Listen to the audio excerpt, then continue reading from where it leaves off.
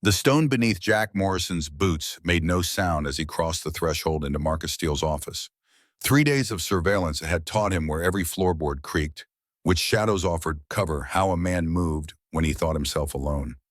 The Alpha sat behind his desk, pale gray eyes aimed somewhere past Jack's left shoulder, hands resting with parade ground precision on polished mahogany.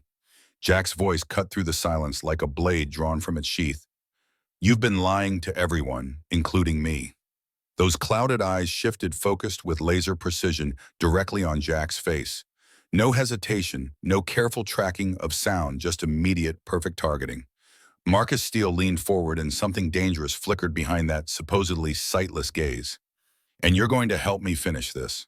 The Alpha's words carried the weight of command, the absolute certainty of a man who'd led warriors into hell and brought them home.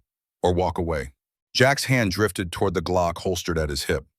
48 years of life had taught him when to trust, when to fight, when to run. Marine training had honed those instincts into weapons sharper than any blade. But standing in this office, watching a blind man see him with perfect clarity, Jack Morrison felt something he hadn't experienced since losing his unit in that Afghan valley 5 years ago. Purpose. Marcus's expression shifted, reading Jack's micro-movements the way a sniper reads wind. "I need your answer, Colonel. Time's running out, and I can't afford soldiers who won't commit."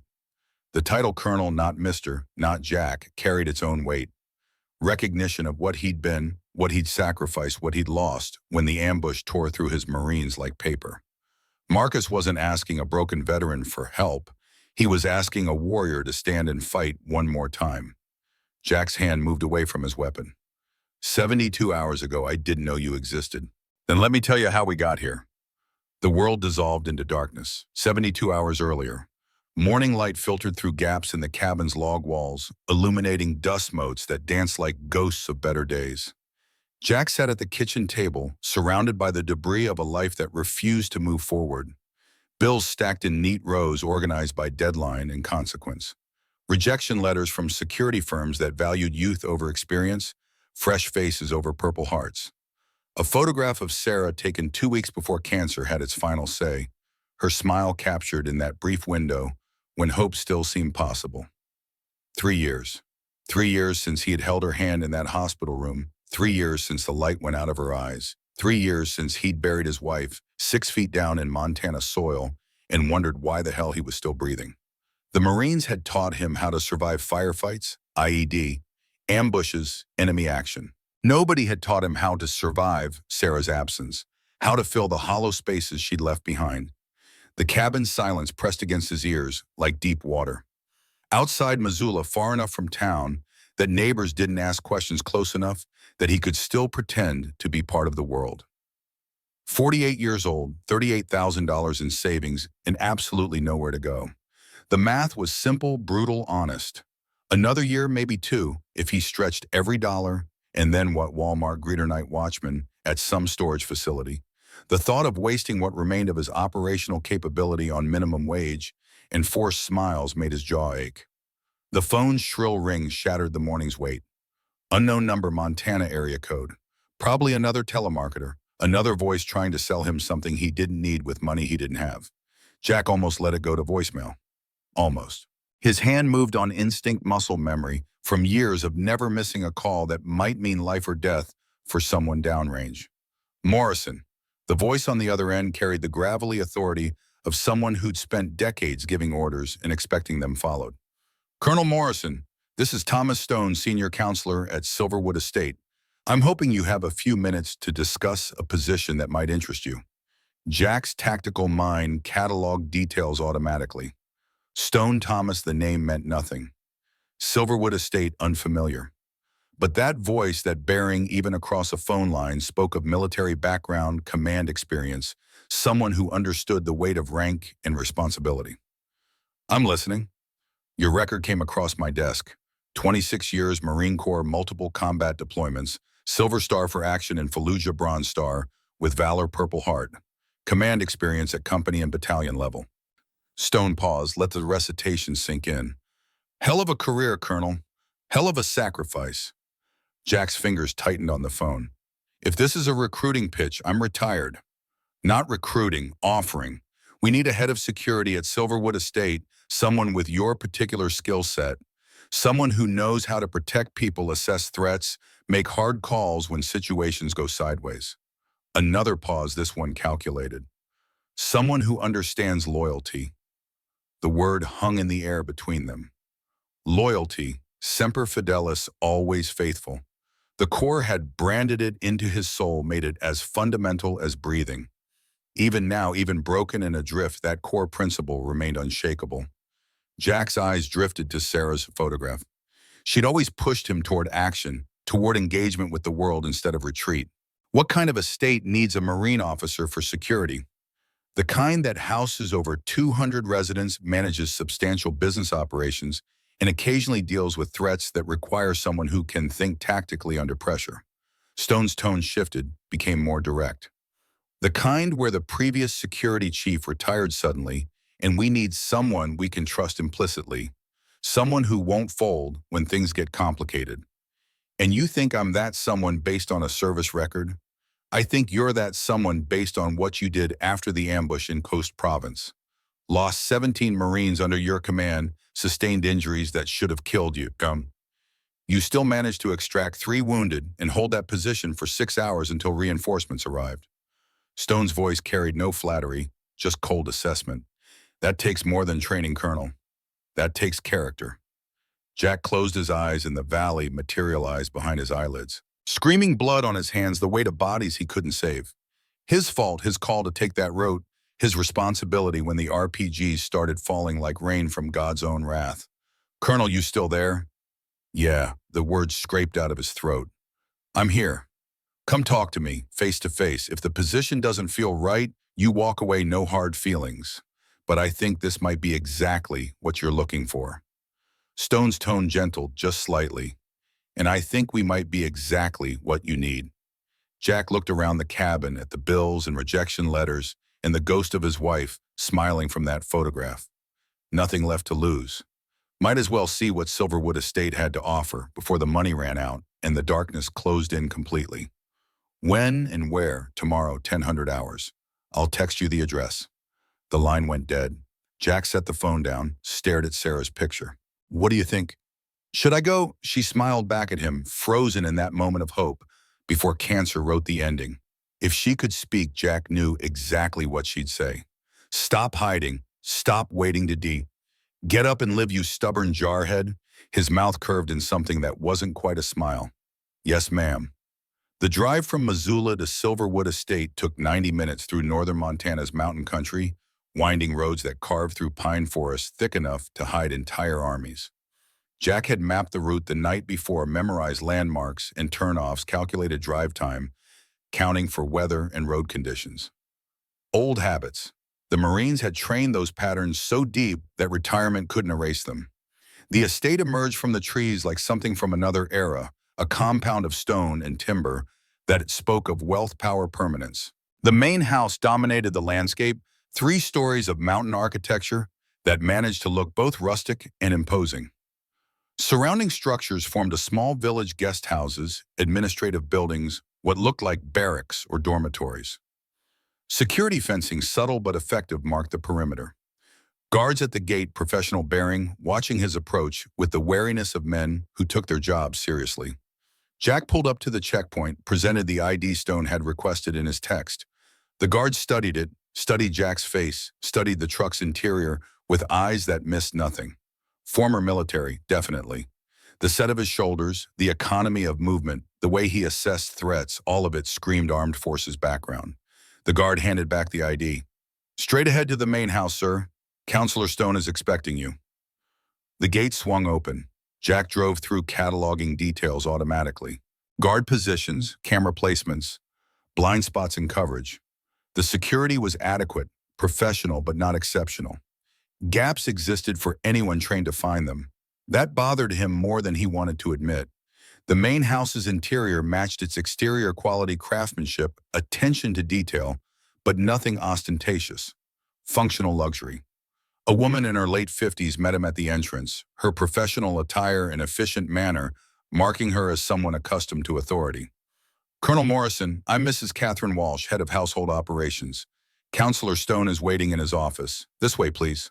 She led him through corridors that twisted and turned with the kind of defensive architecture Jack recognized from military installations. Whoever designed this place understood tactics, understood the value of controlling lines of sight and movement. Interesting.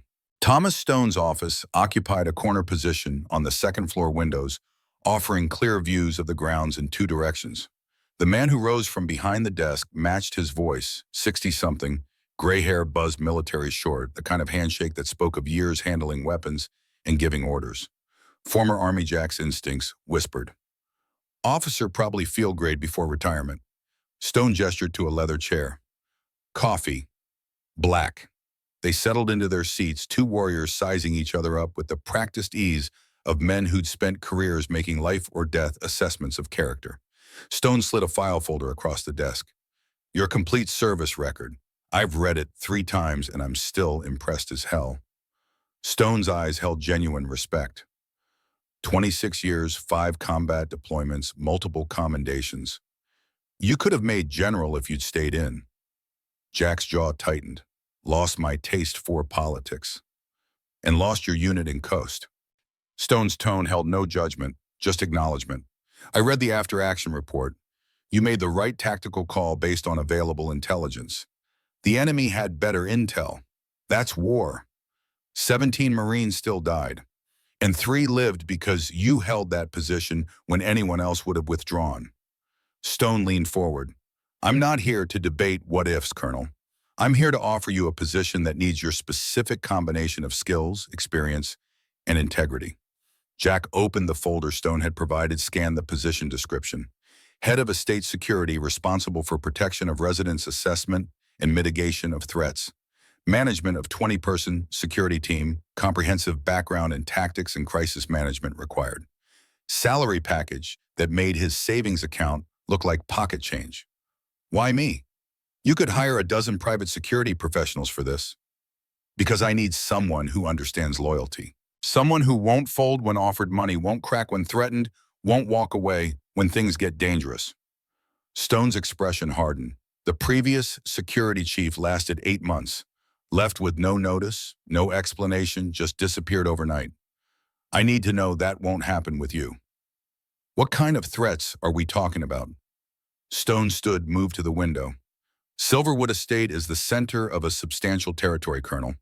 We manage business operations, residential communities, complex relationships with neighboring territories. Sometimes those relationships become adversarial.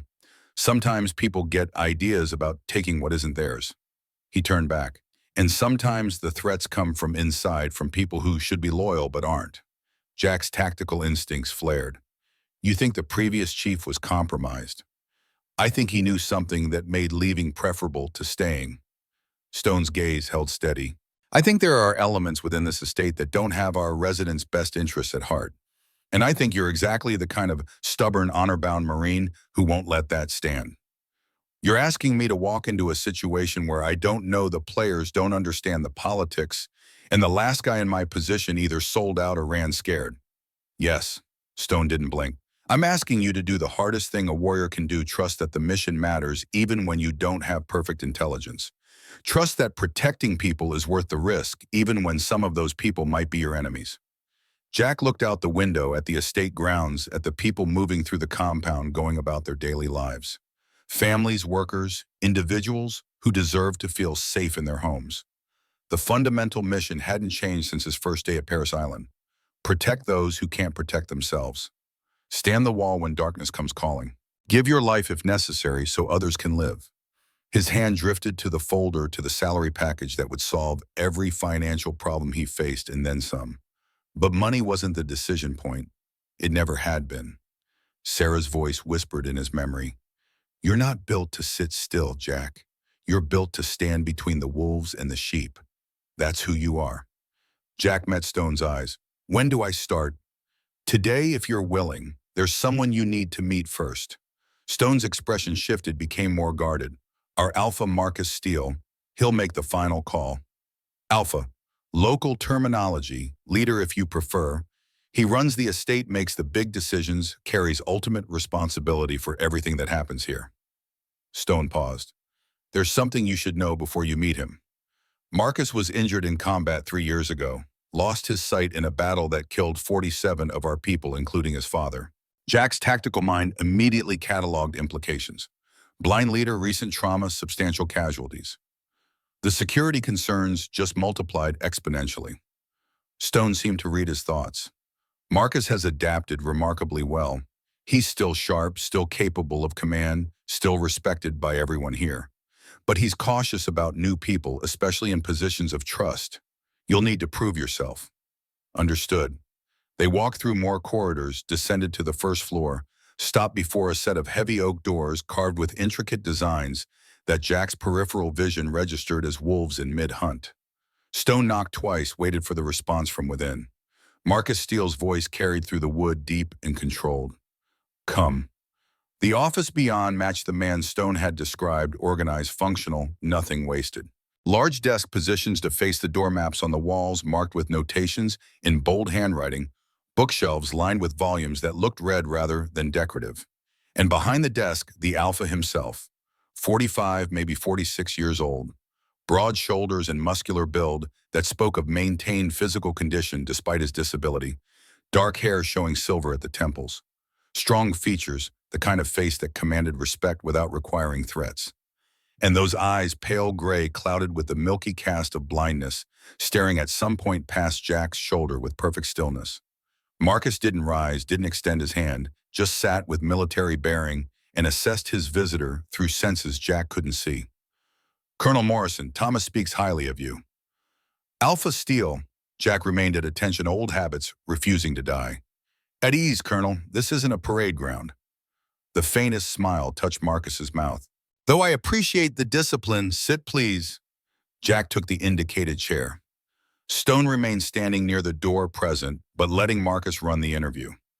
The Alpha's hands rested on his desk with precise placement, fingers aligned, every movement deliberate and controlled. Marcus tilted his head slightly, as if listening to something Jack couldn't hear. Your service record is impressive. 5 combat tours, multiple commendations, command experience at multiple levels. Why leave the Corps? Jack had prepared for this question, rehearsed various answers that ranged from vague to truthful.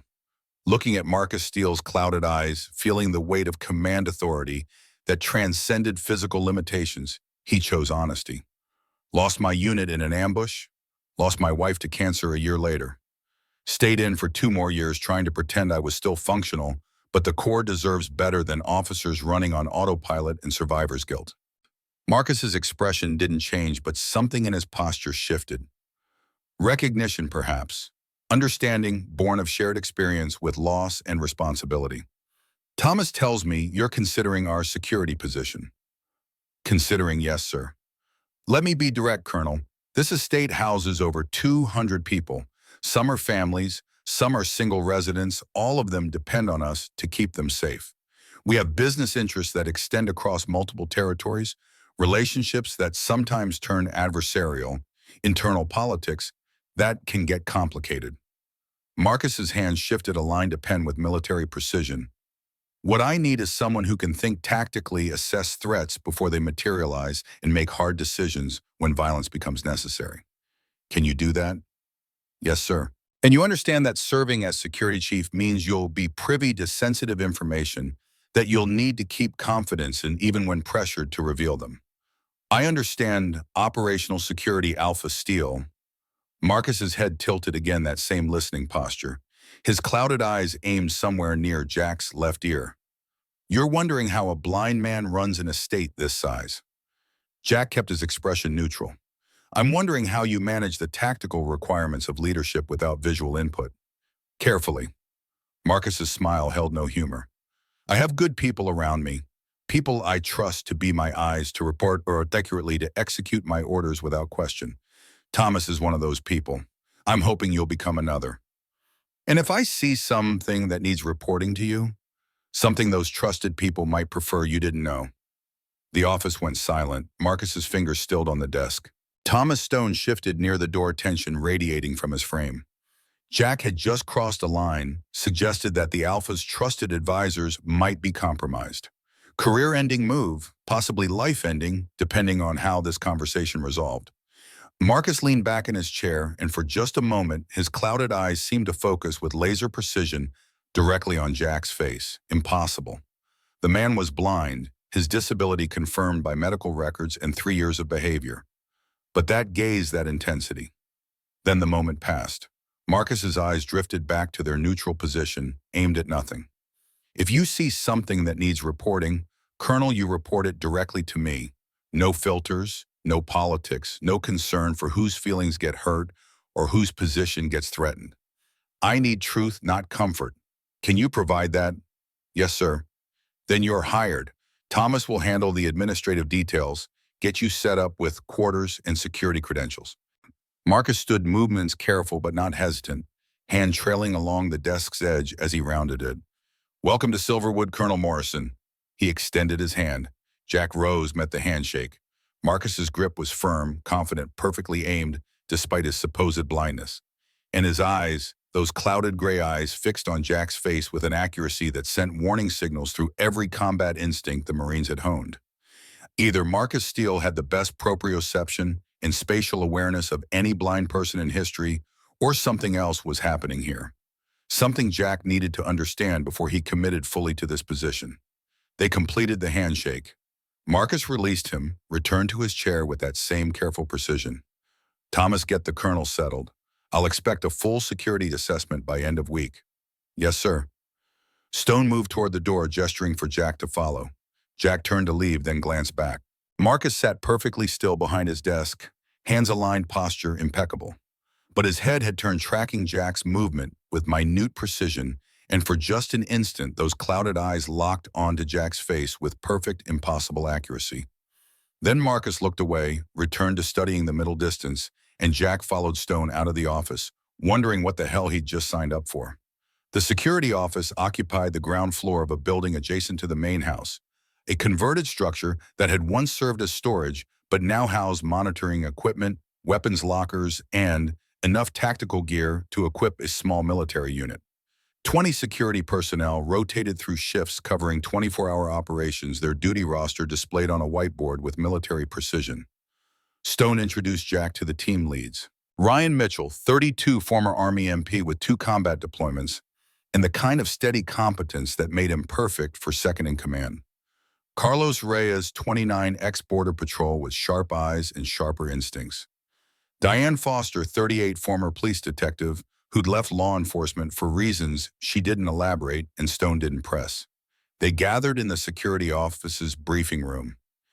18 guards present with 2 on an active patrol. Jack stood at the front, feeling their assessment, their skepticism, their wariness of yet another new chief who'd probably disappear like the last one. Ryan spoke first, his tone respectful but cautious. Welcome aboard, Colonel. What's your background? 26 years Marine Corps Infantry and Force Protection Specialties. 5 combat deployments, command experience at company and battalion level. Last 3 years in civilian sector doing private security consulting. The lie about consulting came easily. His actual last 3 years of doing nothing and watching Sarah die wouldn't inspire confidence. Carlos leaned against the wall, arms crossed. Previous chief lasted 8 months. Any idea why he left? No, but I'm here to do the job, not to speculate about my predecessor's motivations. Jack met each person's eyes in turn. What I need from all of you is honest assessment. What are our current security postures? Where are the gaps? What threats have you identified that aren't being adequately addressed? Silence. Guards glanced at each other, that universal hesitation when subordinates wonder if speaking truth will bring consequences. Diane broke the stalemate. Permission to speak freely, sir. Always. Our security protocols are adequate for normal operations, but there are gaps in coverage, particularly around the council chambers and certain guest facilities. Previous chief tried to address them, got pushback from council members who didn't want increased monitoring. Jack's tactical mind flagged that immediately. Council members resisting security measures around their own offices said it was invasion of privacy. Ryan's tone held barely concealed frustration. We pushed back, chief overruled us, said we had to respect their concerns. And then he disappeared. The guards exchanged glances again, Carlos spoke carefully. 2 days before he left, we found evidence of financial irregularities. Supply shipments that didn't match invoices, funds being redirected. Chief reported it to the council. Let me guess the accountant told him they'd handle the investigation internally. Yes, sir. Jack processed that information, building a threat matrix in his mind. Council members resisting security oversight, financial irregularities, previous security chief disappearing after reporting corruption. The pattern screamed internal conspiracy, probably involving multiple senior leaders, definitely dangerous to anyone who asked too many questions. And Thomas Stone had just hired a Marine officer specifically to walk into that minefield. Jack looked at his team, saw the frustration and helplessness in their faces. Good people, competent professionals trapped in a situation where doing their job properly meant risking their positions or worse. They needed a leader who'd stand between them and whatever corruption was eating Silverwood from within. Here's how we're going to operate. Jack's voice carried the weight of command, the absolute certainty that had led Marines through firefights. Your job is to identify threats and report them to me. My job is to assess those threats and report them to Alpha Steel. If council members or anyone else has problems with that chain of command, they can take it up with me directly. You don't get punished for doing your jobs properly. Is that clear? Ryan straight-finned. Yes, sir. Good. Now brief me on current security posture, shift rotations, known threats, and every gap in coverage you've identified. We've got work to do. They spent the next 4 hours going through every detail of estate security. Jack absorbed it all, building mental maps of the compound, cataloging weak points, assessing capabilities. His team knew their jobs, had good tactical instincts, but they'd been hamstrung by political considerations and fear of reprisal. That ended now. Ryan walked with him after the briefing, showing him to the quarters assigned for security chiefs. A small apartment in the same building as the security office, Spartan, but functional. The younger man hesitated at the door. Boss off the record. Go ahead. Some of us think something's really wrong here, not just financial stuff, something bigger. Ryan's expression held genuine concern. The Alpha seems like a good man, but there are council members who act like they're running things. And people who ask too many questions tend to move on. You think the previous chief was threatened? I think he was smart enough to recognize when he was outmatched. Ryan met Jack's eyes. I hope you're smarter, or tougher, or both. Jack's smile held no humor.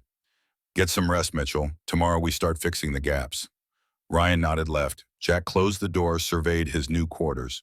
1-bedroom, small kitchen, living area with tactical gear, already staged for immediate use.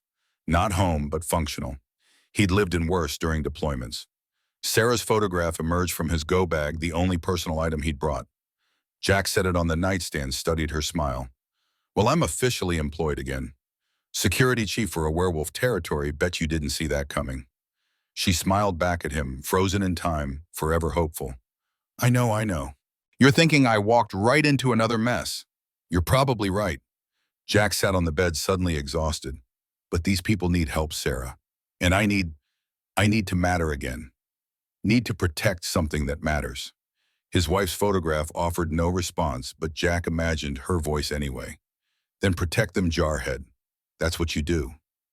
Sleep came hard, broken by dreams of Afghan valleys and hospital rooms of Marines screaming, and Sarah's hand going cold in his. But when dawn filtered through the apartment's windows, Jack Morrison rose, dressed in tactical clothing, and prepared to do what Marines do. Stand the wall, face the darkness, protect those who can't protect themselves. Even if those people happened to be werewolves living in Montana, led by an alpha who could see better than any blind man had a right to. The first week passed in a blur of familiarization and observation. Jack absorbed everything: patrol routes, surveillance camera coverage, response protocols, personnel, capabilities. He made changes incrementally, adjusting shift rotations for better coverage, repositioning cameras to eliminate blind spots, instituting daily briefings where guards could report concerns without fear of reprisal. But mostly he watched.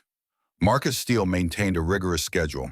Morning meetings with council members in chambers Jack wasn't cleared to access.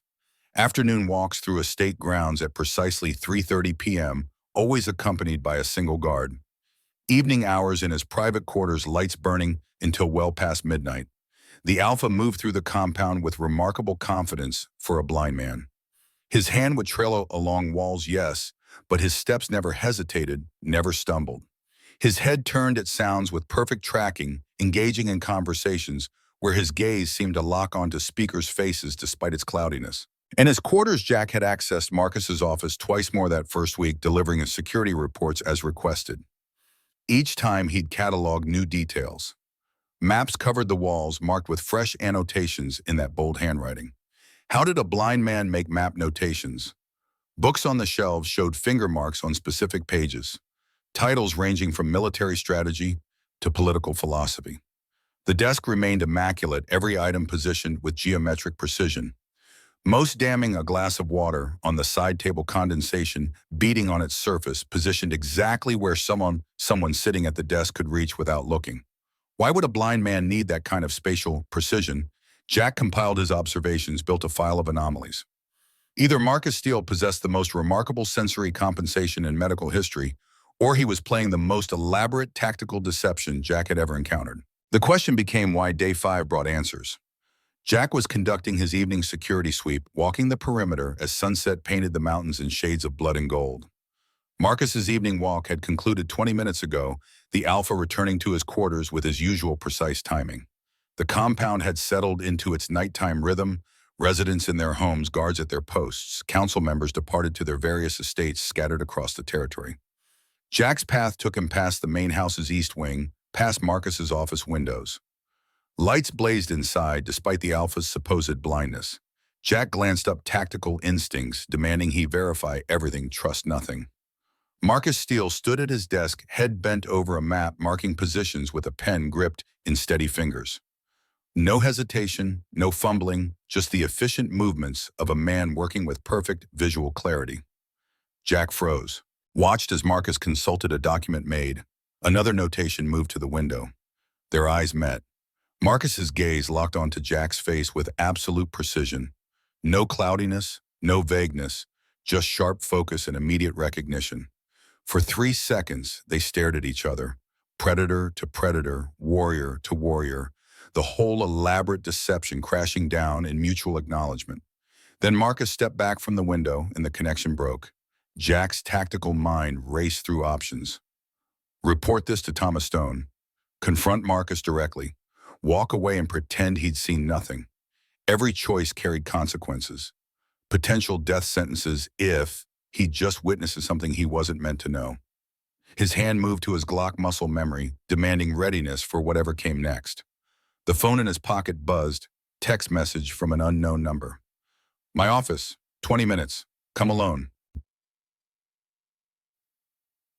Mess, Jack stared at the message at the initials that could only mean Marcus Steele. The Alpha knew he'd been spotted, knew Jack understood the deception and wanted to address it immediately. Smart tactical response controlled the situation before it escalated. Also potentially a trap. Jack glanced around the compound, assessing escape routes and defensive positions. 20 guards under his command, only 16 of whom he fully trusted. Thomas Stone's loyalties unclear. Marcus himself an unknown quantity whose capabilities Jack had catastrophically underestimated. But walking away meant abandoning the mission, abandoning the people depending on him to identify and neutralize threats. Walking away meant Sarah had been wrong about what he was built for. Jack texted back, acknowledged. Then he checked his Glock, verified his backup magazine, and prepared to walk into whatever hell waited in Marcus Steele's office. 20 minutes later, Jack stood before those carved oak doors again. No guards visible, no witnesses to whatever conversation was about to happen. He knocked twice. Marcus's voice came through immediately.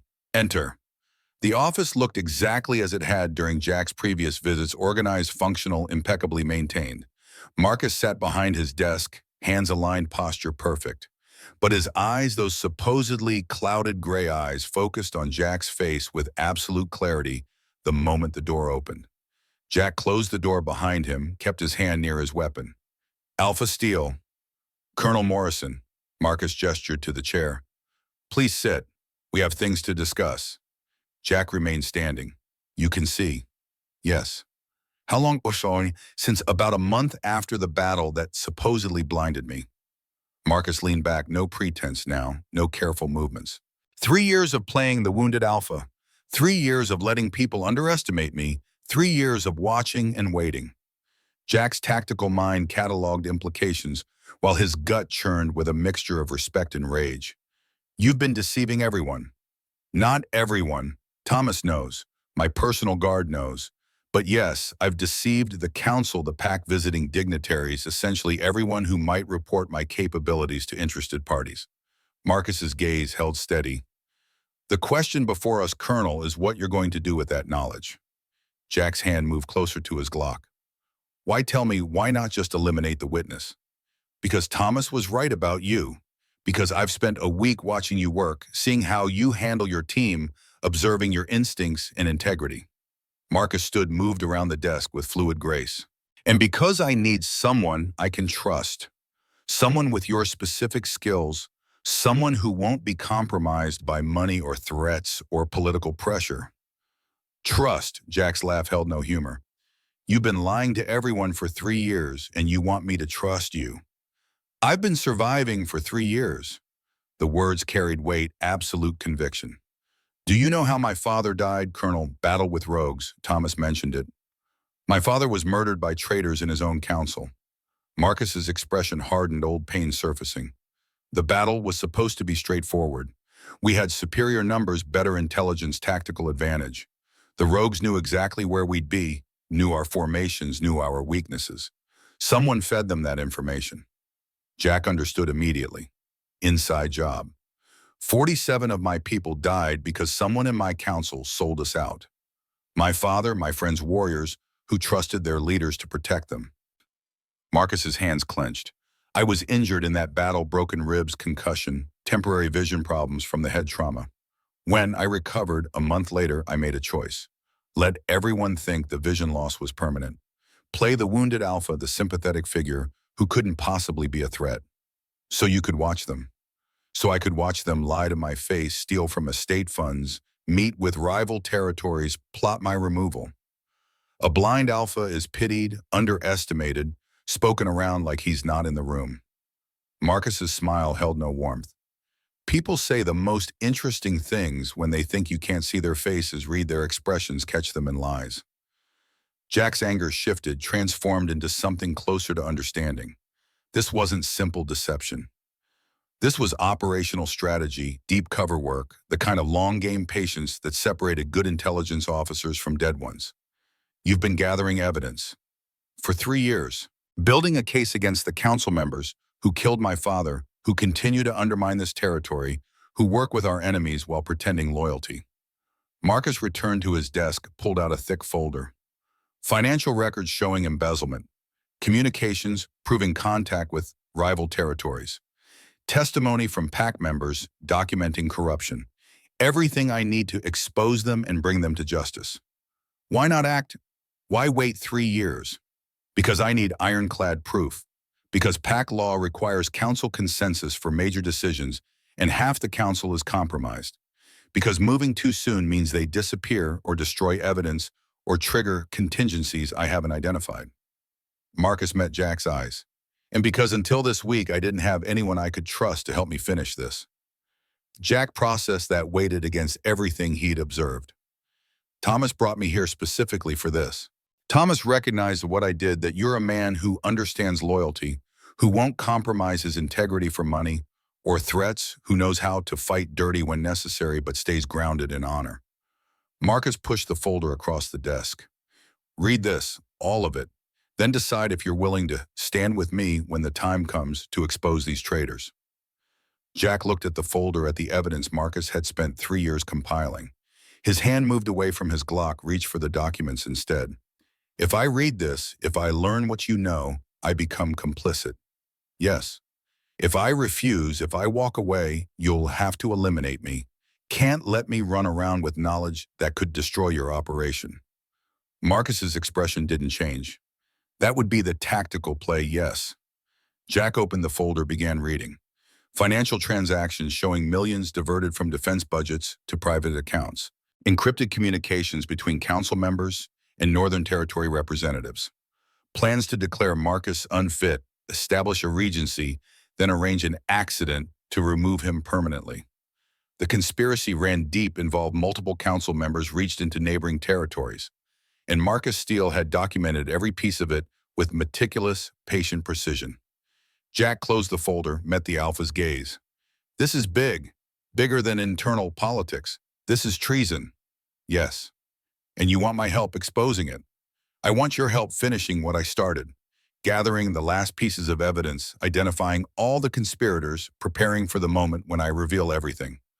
Marcus leaned forward. In 10 days, there's a gathering, all council members, packed nobles, visiting dignitaries. Public venue, multiple witnesses. I'll use that moment to drop the mask, expose the traitors, bring them to justice. And you need me to provide security, backup evidence, tactical support when things inevitably go sideways. These people have murdered before, Colonel. They'll murder again when cornered. Marcus's voice dropped. I need a warrior who understands what's coming and won't flinch when the shooting starts.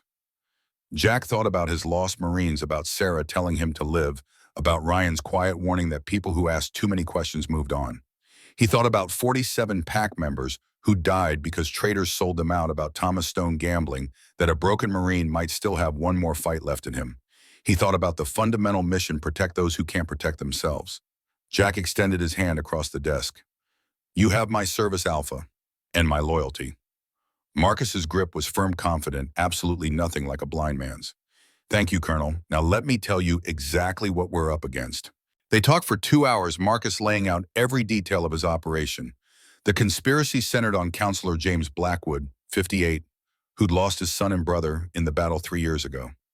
Grief had twisted into hunger for power, belief that Marcus's reckless tactics had gotten good men killed. Blackwood had recruited 3 other council members, built alliances with Northern Territory, prepared to take control through regency and assassination. Jack absorbed it all, his tactical mind building operational plans. We need more evidence. Financial records are good, communications are better, but we need smoking guns. Hard proof that'll hold up in pack court. Agreed, that's where you come in. Marcus pulled out another file. Supply warehouse on the east side of the compound. Blackwood uses it for private storage. I need to know what's in there. Jack studied the warehouse's floor plans. Tonight, he'll be off property for a council meeting in town. Guards rotate at 2300 hours, 15-minute window when coverage lapses. You want me to break into a counselor's private warehouse, search it, and get out without being detected. I want you to do what Marines do, Colonel. Reconnaissance in force. Marcus's smile held grim satisfaction. And maybe bring back whatever evidence you find. Jack checked his watch. 4 hours until the window opened. I'll need backup, Ryan and Carlos. Your call. But understand, if this goes wrong, if you're caught, I can't protect you. Blackwood will demand your arrest or worse. Understood. Jack stood. We've faced worse odds in worse places. Time to see what your friendly council member is hiding. The warehouse sat dark and silent at 22:45 hours, exactly as Marcus's intelligence predicted. Jack, Ryan, and Carlos approached from the east, using shadows and blind spots to avoid camera coverage. All 3 wore tactical gear, night vision equipment, weapons loaded, but safeties engaged. Ryan picked the lock with practiced efficiency, former MP skills proving useful. The door swung open on well-oiled hinges. They entered in tactical formation, clearing corners, weapons ready. Jack's night vision turned the warehouse interior green-tinted and eerie. Rows of supplies, medical equipment, communications gear. Nothing immediately suspicious until they reached the back section. Carlos's whispered voice carried through their earpieces. Boss, you need to see this. Jack moved to Carlos's position. The younger man had opened a storage container, revealing contents that made Jack's blood run cold. Encrypted radios matching frequencies used by Northern Territory forces. Maps showing Silverwood's eastern lands divided into sections annotated with names of Northern Territory pack leaders. Weapons, silver ammunition specifically designed to kill werewolves. Ryan found documents in Blackwood's handwriting. Meeting notes detailing exactly how they'd feed intelligence to the rogues 3 years ago. Financial records showing payments received for the betrayal. A detailed timeline for removing Marcus permanently. Jack photographed everything with a camera designed for covert operations, hands steady, despite the rage building in his chest. This wasn't just corruption. This was premeditated murder conspiracy to commit genocide against Blackwood's own people. They'd been working for maybe 10 minutes when Carlos hissed a warning. Multiple contacts approaching. Looks like 6 hostiles. Jack's tactical mind shifted instantly into combat mode. Blackwood's guards. Negative, unknown personnel armed moving with military precision. The setup crystallized in Jack's mind. The intel about Blackwood being off-property was wrong. They'd walked into an ambush, and the window was closing fast. Fall back to east exit. Move.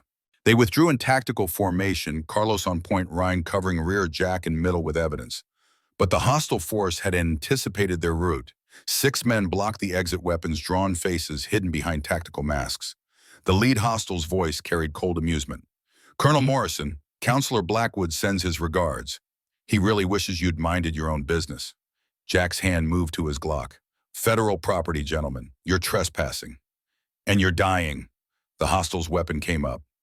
Jack moved on pure combat instinct, drawing and firing in one smooth motion. His first shot took the leader in the center mass. Ryan and Carlos engaged simultaneously, the warehouse erupting in muzzle flashes and the deafening percussion of close-quarters combat. Jack dropped one hostile, then another, his Marine training and 26 years of muscle memory, making his movements automatic, effortless, deadly. But 6 against 3 was brutal math, and these weren't amateurs. One hostile got behind Carlos' weapon aimed at the younger man's head. A massive shape exploded through the warehouse's west wall, moving with inhuman speed. Jack's night vision caught the transformation mid-leap, human form becoming something else, something bigger and far more lethal. The werewolf, because that's what it was, all fangs and claws and terrible purpose, hit the hostile, threatening Carlos with the force of a freight train. The man's screams lasted maybe 3 seconds before going silent. The werewolf turned, and Jack recognized the pale gray eyes, the intelligence behind the predatory gaze. Marcus Steele had just saved their lives while revealing his true nature in the most dramatic way possible. The remaining hostiles broke and ran. Smart choice. The werewolf Marcus let them go, his focus shifting to Jack and his team. Then Marcus shifted back, the transformation flowing like water, returning to human form with his clothing somehow intact. He stood breathing hard blood on his hands that wasn't his own. Jack lowered his weapon. "Well, that's new." Marcus's laugh held zero humor.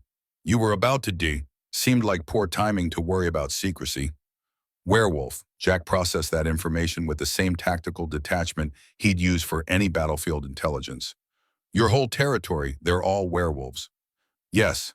Marcus moved forward, checking Carlos for injuries. "That changes things." Jack thought about Marines he'd served with, about brothers who'd stood beside him in firefights and never asked what he believed or where he came from.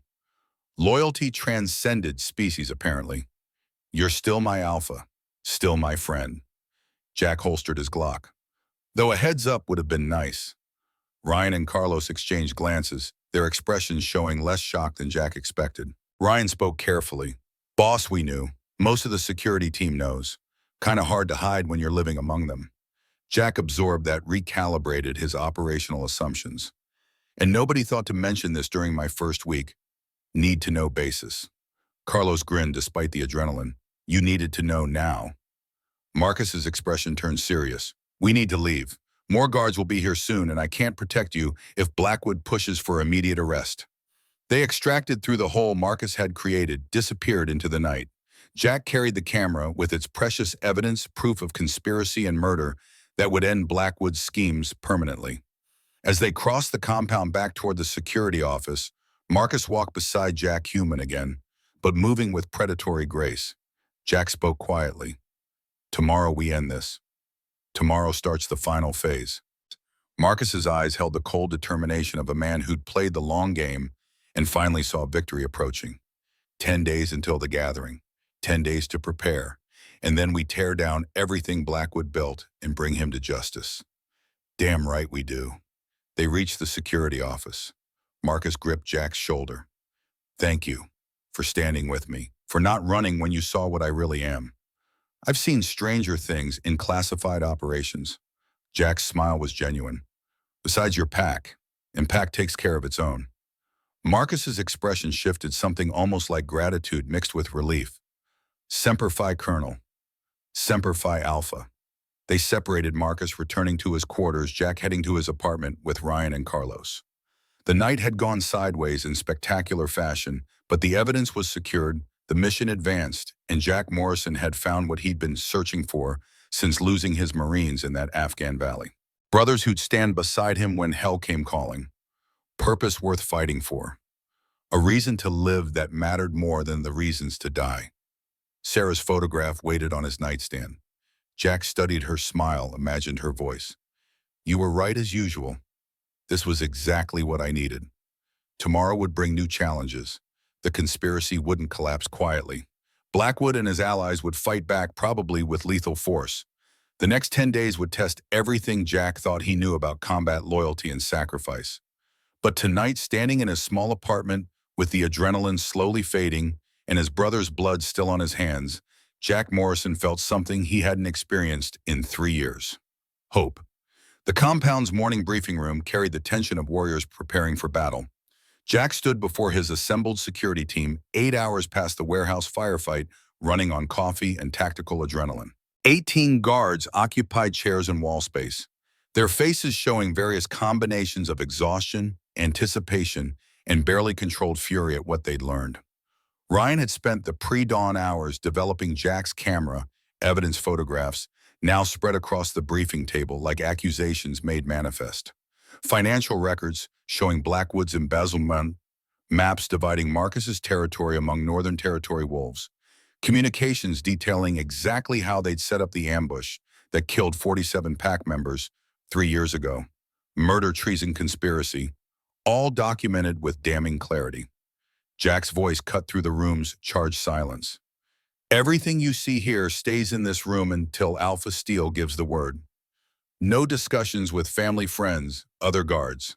Operational security is absolute. Carlos leaned forward, studying a photograph showing silver ammunition stockpiles. Boss, this is enough to execute Blackwood 10 times over. Why wait for the gathering? Because we need ironclad evidence that holds up in pack court with witnesses who can't be intimidated or bought off. Jack tapped the photographs, and because flushing out all the conspirators requires letting them commit to their plan publicly.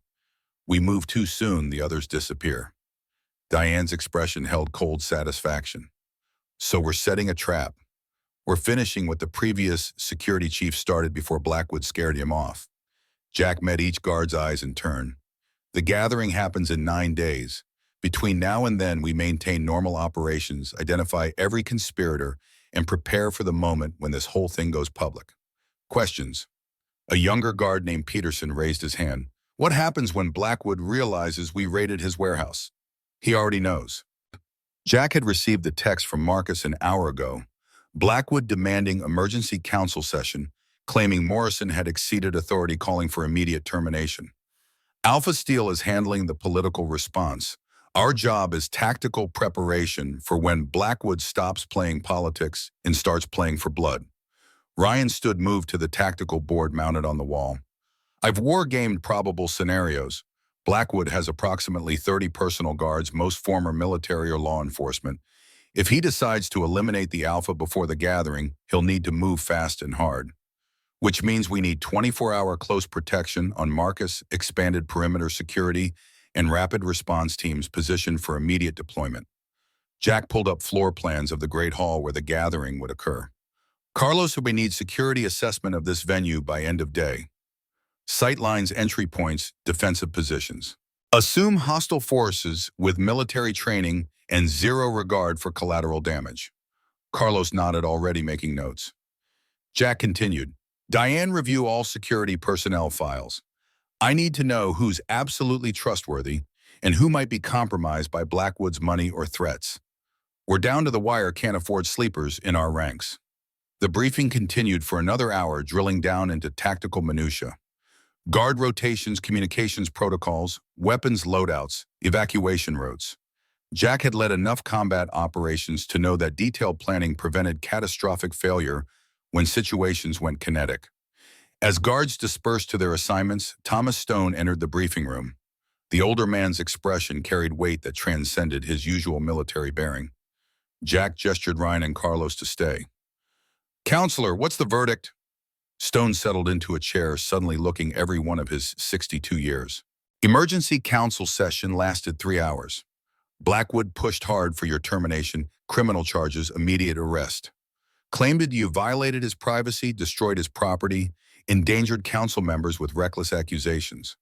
And Marcus's response reminded the council that security chiefs have authority to investigate threats anywhere on a state property. Pointed out that your raid uncovered concerning materials that warrant further examination. Demanded full accounting of everything stored in that warehouse. Stone's smile held grim satisfaction. Blackwood couldn't refuse without looking guilty, so he agreed to inventory and audit. Ryan leaned against the wall, which buys us time but puts Blackwood on high alert. Exactly. Stone's expression hardened. He knows you're coming for him now. Question is, what he does about it. Jack had already considered multiple scenarios, each uglier than the last. Accelerate his timeline. Move against Marcus before the gathering, eliminate the evidence, frame us for treason. That's Marcus's assessment too. Stone pulled a folder from his briefcase, which is why he's authorized expanded security measures and brought in someone who can help build the legal case. The folder contained a dossier on Kate Brennan, 42, former FBI special agent, with 15 years investigating organized crime and corruption. Private investigator for the last 6 years, specialized in financial forensics and white-collar crime. Impressive credentials, multiple high-profile cases, reputation for absolute integrity. Jack studied the photograph clipped to her file. Professional headshot showing a woman with sharp eyes, confident, bearing the kind of face that suggested she'd seen humanity's worst and refused to be impressed. Former bureau meant tactical training, weapons proficiency, understanding of operational security. Also meant she'd ask hard questions and demand honest answers. Stone watched Jack's assessment. Blackwood hired her 2 weeks ago, claimed he wanted independent audit of estate finances. Thought he could control the investigation, make sure she only found what he wanted found. But she's actually investigating. Jack's tactical mind appreciated the irony. Marcus turning Blackwood's own weapon against him. She arrives this afternoon. Marcus wants you to brief her, bring her up to speed on the security situation. Stone's tone shifted, became more personal. Jack, she's good at what she does. Sharp, thorough, doesn't back down when threatened. But she's also walking into a situation that's about to turn extremely dangerous. Keep her alive. Jack heard the subtext. Stone had personal stake in Kate Brennan's safety beyond professional concern. Understood.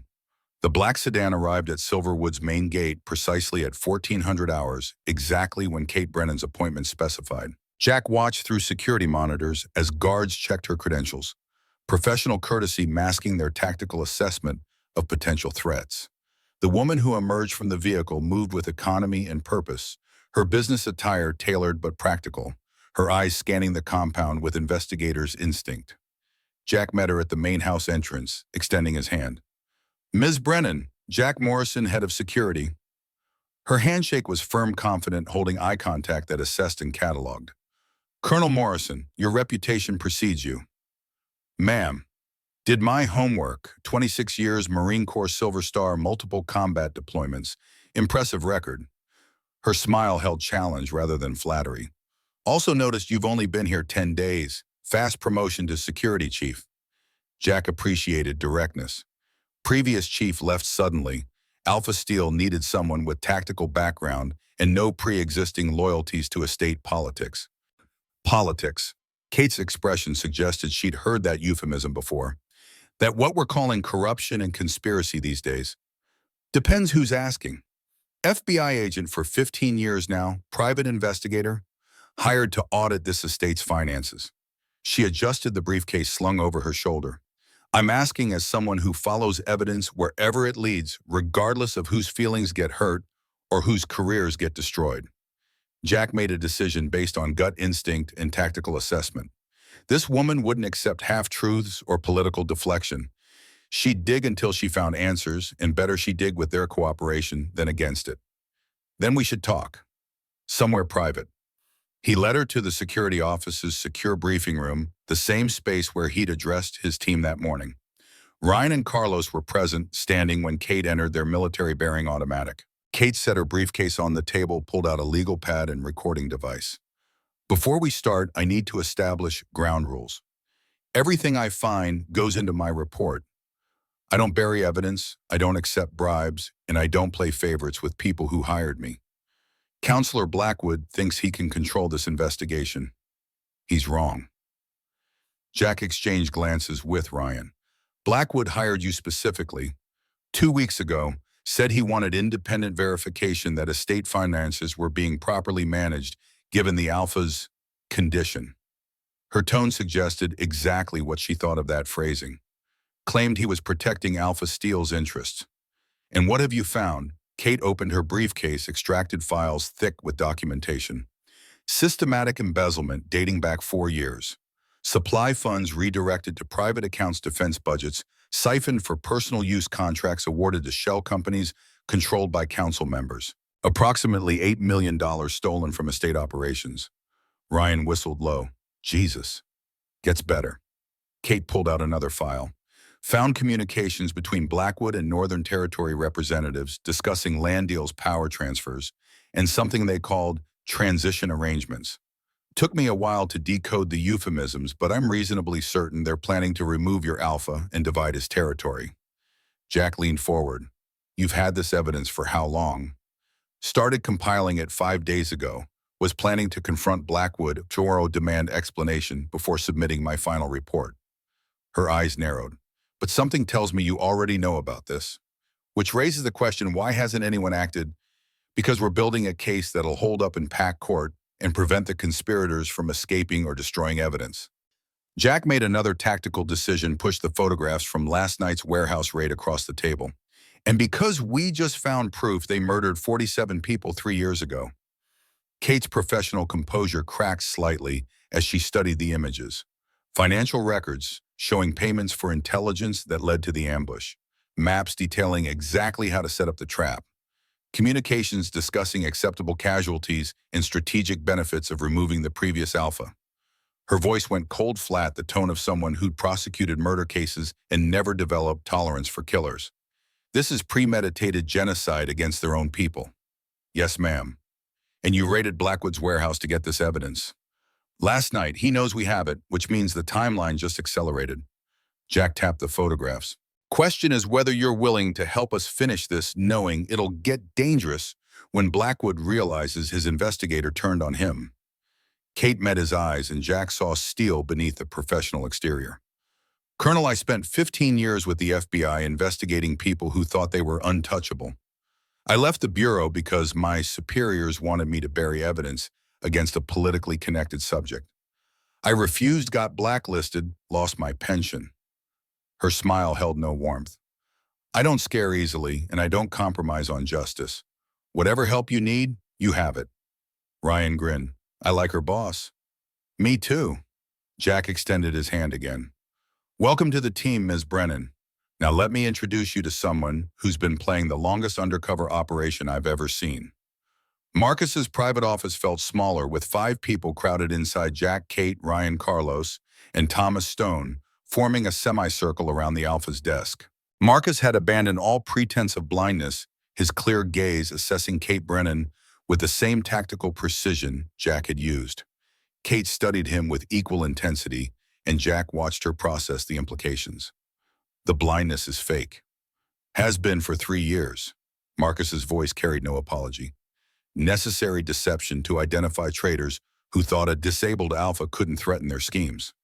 Elaborate deception, medical records, public appearances, everything consistent with legitimate disability. Kate's investigator instincts engage fully. How many people know the truth? 7 now that you're included. Thomas, Jack, my personal guard detail, and now Jack's trusted team members. Marcus leaned back. The conspiracy I'm fighting killed my father and 47 pack members. I've spent 3 years gathering evidence while letting the conspirators think they'd won. Can't afford leaks at this stage. Kate absorbed that, and Jack saw her recalibrating assumptions about the situation's complexity. The gathering in 9 days, you're planning to expose everything publicly. With multiple witnesses present, evidence documented, and legal authority to bring charges that'll stand in packed court. Marcus gestured to the folders Kate had brought. Your financial forensics combined with Jack's operational intelligence gives us everything we need. Question is timing and tactics. Blackwood knows you raided his warehouse. Kate's mind worked through scenarios. He'll move to eliminate evidence and witnesses before the gathering, probably tonight or tomorrow. That's my assessment. Marcus looked at Jack, which is why I'm authorizing expanded security protocols and accelerated evidence compilation. We document everything secure, multiple copies, establish witnesses who can testify independently. Jack nodded. Already tasking my team, but we need to discuss realistic threat scenarios. Blackwood has 30 guards, unknown number of sympathizers among estate staff and council. If he decides to move against you directly, he'll need overwhelming force, an element of surprise. Marcus's expression hardened, which is why I'm not giving him either. As of now, I'm implementing Code Black security posture. No council members in the main house without escort. All private meetings recorded, my personal quarters guarded 24/7. Thomas Stone spoke for the first time since the briefing began. That'll signal to Blackwood that we're on to him. Could trigger exactly the response we're trying to prevent. We're past subtlety, Thomas. He knows we have evidence, knows his investigator turned on him, knows we're coming for him at the gathering. Marcus stood, moved to the window overlooking the compound. Better to be obvious and prepared than subtle and dead. Kate pulled out her recording device. I need formal statements from all of you. Documentation of evidence, chain witness testimony, everything required for legal proceedings, FBI training, cover your bases before the shooting starts. The next 3 hours passed in intensive documentation. Kate recorded detailed statements from Marcus about the original battle, the conspiracy's evolution, the evidence compiled over 3 years. Jack provided tactical assessment of the warehouse raid, photographic evidence analysis of Blackwood's capabilities and probable responses. Ryan and Carlos corroborated timelines and added their own observations about suspicious activities they'd witnessed. Thomas Stone contributed historical context, relationships between council members, political dynamics within the territory, connections to Northern Territory that predated the current conspiracy. His testimony painted a picture of corruption that had festered for years, waiting for the right moment to metastasize into outright treason. By 1800 hours, Kate had compiled a legal brief that would make prosecutors weep with joy. Financial crimes, conspiracy to commit murder, treason against the pack, weapons charges, racketeering. Each count documented with multiple sources, corroborating evidence, witness statements. She closed her briefcase with satisfaction. This is the most comprehensive case file I've built in 20 years of investigation. Blackwood and his co-conspirators are finished. If we survive the next 9 days. Jack checked his watch. Sun setting. Blackwood's had all day to plan his response. If he's smart, he moves tonight while we're still organizing defenses. Marcus returned to his desk and Jack recognized the transformation, alpha to warrior, politician to predator. Then we give him a target he can't resist and a trap he won't see coming. Kate's eyes narrowed. You're using yourself as bait. I'm using the gathering schedule as cover for accelerated timeline. Marcus pulled up a calendar on his computer. Officially, the event is 9 days out, but we've got everything we need right now. Evidence, witnesses, legal documentation. Why wait for Blackwood to make his move when we can force him to react on our terms? Jack saw the tactical logic immediately. You want to advance the gathering, announce emergency session, get everyone assembled while Blackwood's still planning his response. Tomorrow night, claim urgent pack business requires immediate council convening, invite all the same nobles and dignitaries who'd attend the formal gathering, create the exact scenario we need but on compressed timeline. Marcus's smile held predatory satisfaction. Blackwood thinks he has 9 days to eliminate evidence and witnesses. We give him 18 hours. Thomas Stone's expression showed concern. That's extremely aggressive, Marcus. Doesn't give us time to secure all the protocols, prepare proper defenses. Gives us surprise, which matters more than perfect preparation. Marcus looked at Jack. Colonel, can our team secure the Great Hall by tomorrow evening? Jack's mind raced through logistics, guard positioning weapons, staging evacuation routes, medical support, communications, redundancy. 18 hours to prepare for what should take a week. The Marines had trained him for exactly this kind of a compressed operational timeline. Yes, sir. Won't be pretty, but we can do it. Then make it happen. Marcus turned to Kate. Ms. Brennan, I need you to compile your evidence into presentation format, something we can display publicly that'll be immediately understandable to non-experts. Financial crimes conspiracy timeline, communications with Northern Territory. Make it bulletproof. Kate nodded. Consider it done. Thomas, start making calls. Every loyal council member, every pack noble we trust, every witness we need present. Emergency gathering tomorrow night, 1900 hours, mandatory attendance. Marcus's voice carried absolute command authority. And Thomas makes sure Blackwood gets the message. I want him there confident he can still control the situation, walking straight into the trap we've built. The room emptied rapidly, each person moving to execute their assigned tasks. Jack lingered as others departed, waiting until only he and Marcus remained. The Alpha looked at him with complete trust. You think I'm rushing this? I think you're taking calculated risk based on tactical assessment of enemy capabilities and probable responses. Jack moved to the window, studied the compound as shadows lengthened into evening darkness. I also think Blackwood's going to see this for what it is, the endgame. He'll bring everything he has. Good. Let him commit fully, bring all his forces into play. Better to face them in one decisive engagement than pick them off over weeks while they run guerrilla operations. Marcus joined Jack at the window. I learned from my father's mistake. He tried to manage the conspiracy politically, thought he could negotiate and compromise. They murdered him for it. I won't repeat his errors. Jack understood that logic had lived it in Afghanistan when hesitation and half measures got Marines killed. Then we end this tomorrow, decisively. One way or another. Marcus gripped Jack's shoulder.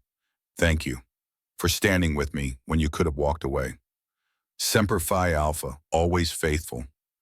Jack's smile held Warrior's grim humor. Besides, I've faced worse odds in worse places. Coast Province. How'd you know? Thomas's research was thorough. 17 Marines lost, 3 saved because their colonel refused to abandon them, even when extraction seemed impossible. Marcus's eyes held respect that transcended rank or species. That's the kind of warrior I need beside me tomorrow. Someone who doesn't quit when the situation looks hopeless. Jack thought about that valley, about the weight of bodies and the screaming and the impossible choice to hold position or withdraw. We held because leaving meant they died for nothing. Had to make their sacrifice mean something. Tomorrow we make my father's sacrifice mean something. And the 47 who died with him. Marcus's expression hardened into something terrible and beautiful. We give them justice. The night passed in furious preparation. Jack's security team worked in rotating shifts, transforming the Great Hall from ceremonial space into defensible position. Ryan coordinated guard placement, establishing overlapping fields of fire and fallback positions. Carlos handled communications, ensuring encrypted channels and backup systems. Diane managed weapons distribution, standard firearms, plus specialized ammunition for dealing with werewolf threats. Jack supervised everything, running on coffee and combat adrenaline, his mind cataloging 1,000 details that could mean the difference between victory and catastrophic failure. He'd led Marines into Fallujah with less preparation time than this.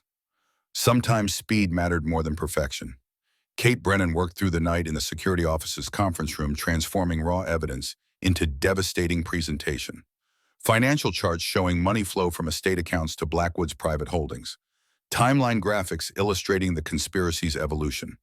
Communications displayed with damning clarity, the blind fool won't see it coming, destined to become the quote that destroyed Blackwood's defense. Around 0300 hours, Jack found her still working, eyes red from screen fatigue, surrounded by empty coffee cups. He set a fresh cup beside her laptop. You should get some rest. Going to need you sharp tomorrow. Kate accepted the coffee without looking up from her screen. I'll rest when Blackwood's in custody. Right now, I'm making sure every piece of evidence is ironclad, every source documented, every claim defensible. She finally met his eyes. Lost a case early in my FBI career because I rushed the evidence compilation. Guilty man walked free because I missed a detail that discredited a key witness. Never again. Jack understood that burden, the weight of failure that became fuel for future success. You know this is going to get violent tomorrow. Blackwood won't go quietly. I spent 15 years arresting people who thought they were untouchable. Some of them fought back. Her smile held no warmth. I can handle myself, Colonel. I don't doubt it, just making sure you know what you're walking into. Kate's expression softened slightly. I appreciate the concern. Really, but I chose this work knowing the risks.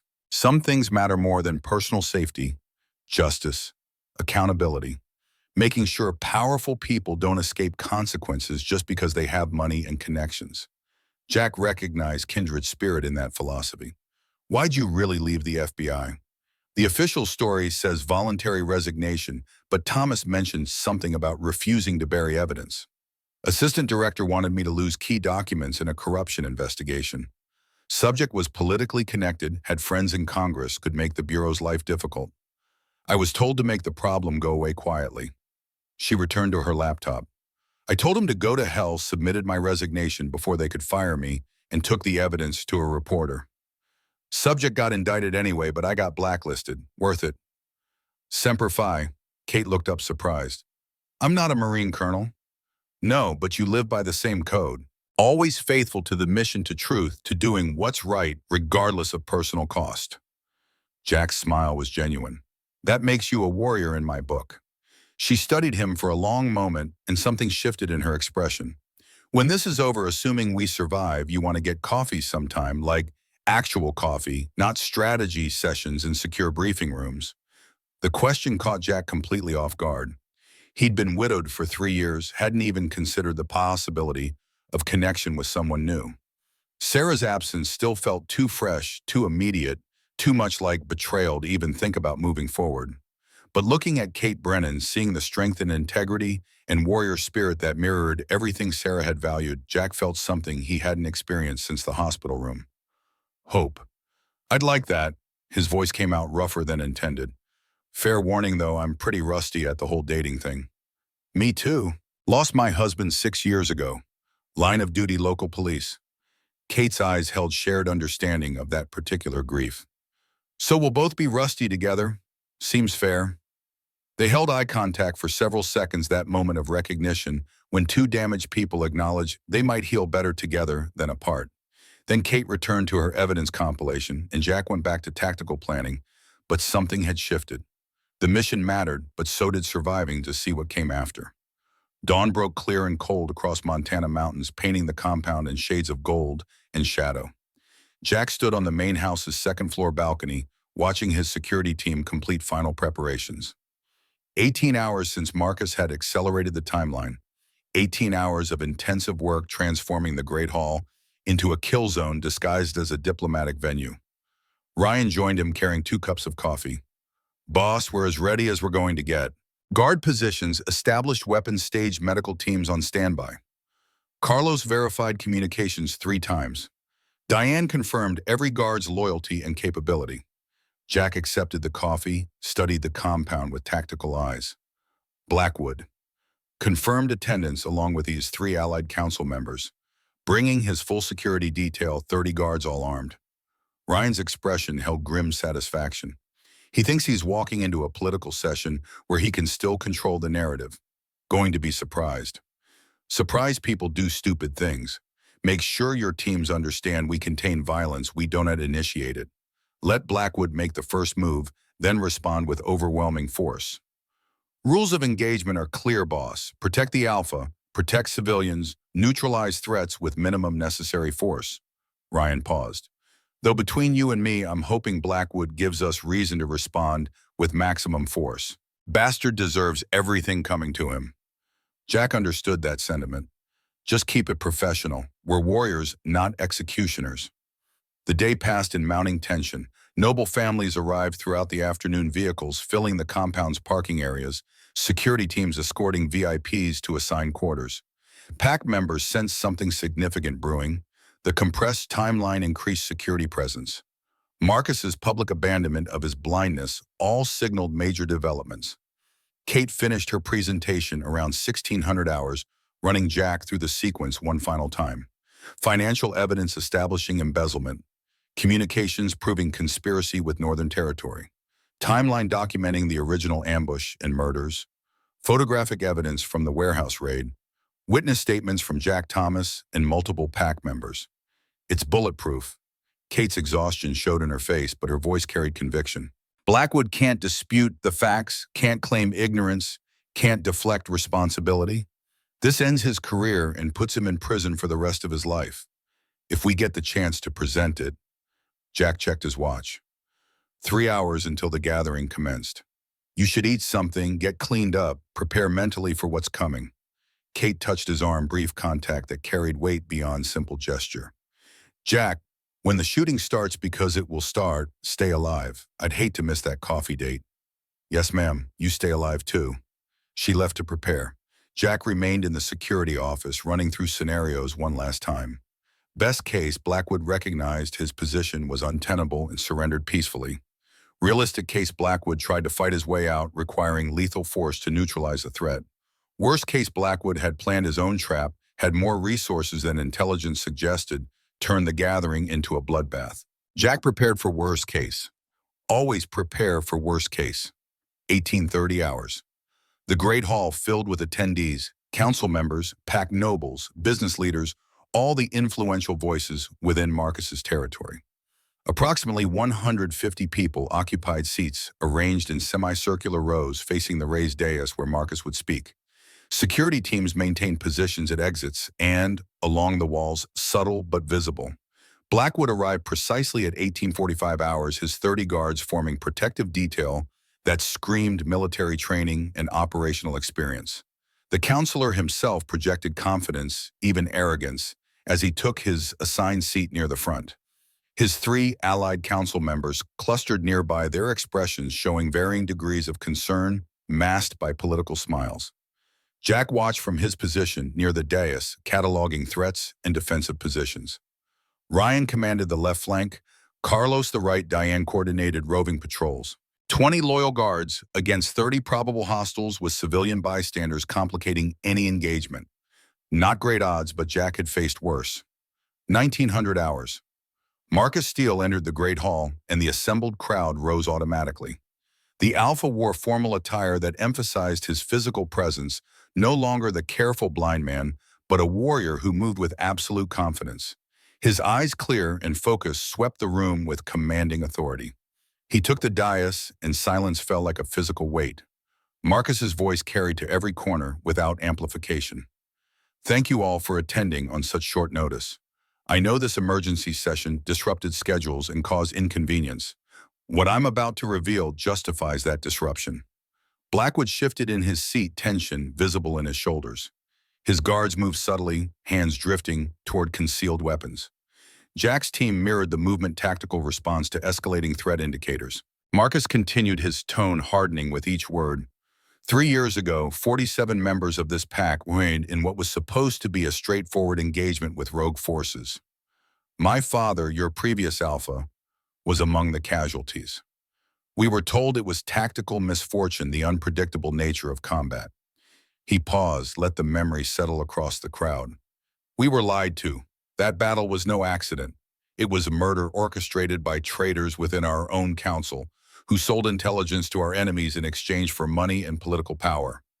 The hall erupted in shocked murmurs. Blackwood surged to his feet, his voice carrying outrage. This is outrageous, Alpha Steele. Your grief has clearly affected your judgment. These wild accusations are documented with evidence that will be presented momentarily. Marcus's gaze locked onto Blackwood with predatory focus. Sit down, counselor. Your turn to speak will come. Blackwood remained standing, his guards moving closer. I will not sit here and be slandered by a man who has deceived this entire pack for 3 years. Your supposed blindness was a lie, Alpha Steele. How can we trust anything you say when you've been manipulating us all? The blindness was tactical deception to identify exactly which council members were conspiring against this pack. Marcus's voice dropped to something cold and dangerous. And it worked perfectly. You and your co-conspirators showed your true nature when you thought I couldn't see your faces, read your expressions, catch you in lies. Jack's hand moved to his Glock, ready for what he knew was coming. Across the room, Ryan and Carlos tensed their teams, preparing for engagement. Blackwood's expression twisted from outrage to calculation to desperate fury. You have no proof, no evidence beyond paranoid delusions and manufactured accusations. Ms. Brennan, if you would. Kate stepped forward, her laptop connected to projection screens mounted throughout the hall. Her voice carried professional authority that cut through the tension. Financial records showing $8 million embezzled from PAC defense funds over 4 years. The first slide appeared showing bank transfers and account numbers. All funds traceable to accounts controlled by Counselor Blackwood and his associates. Next slide. Communications between Blackwood and Northern Territory representatives discussing division of Alpha Steel's lands in exchange for support of a planned regency.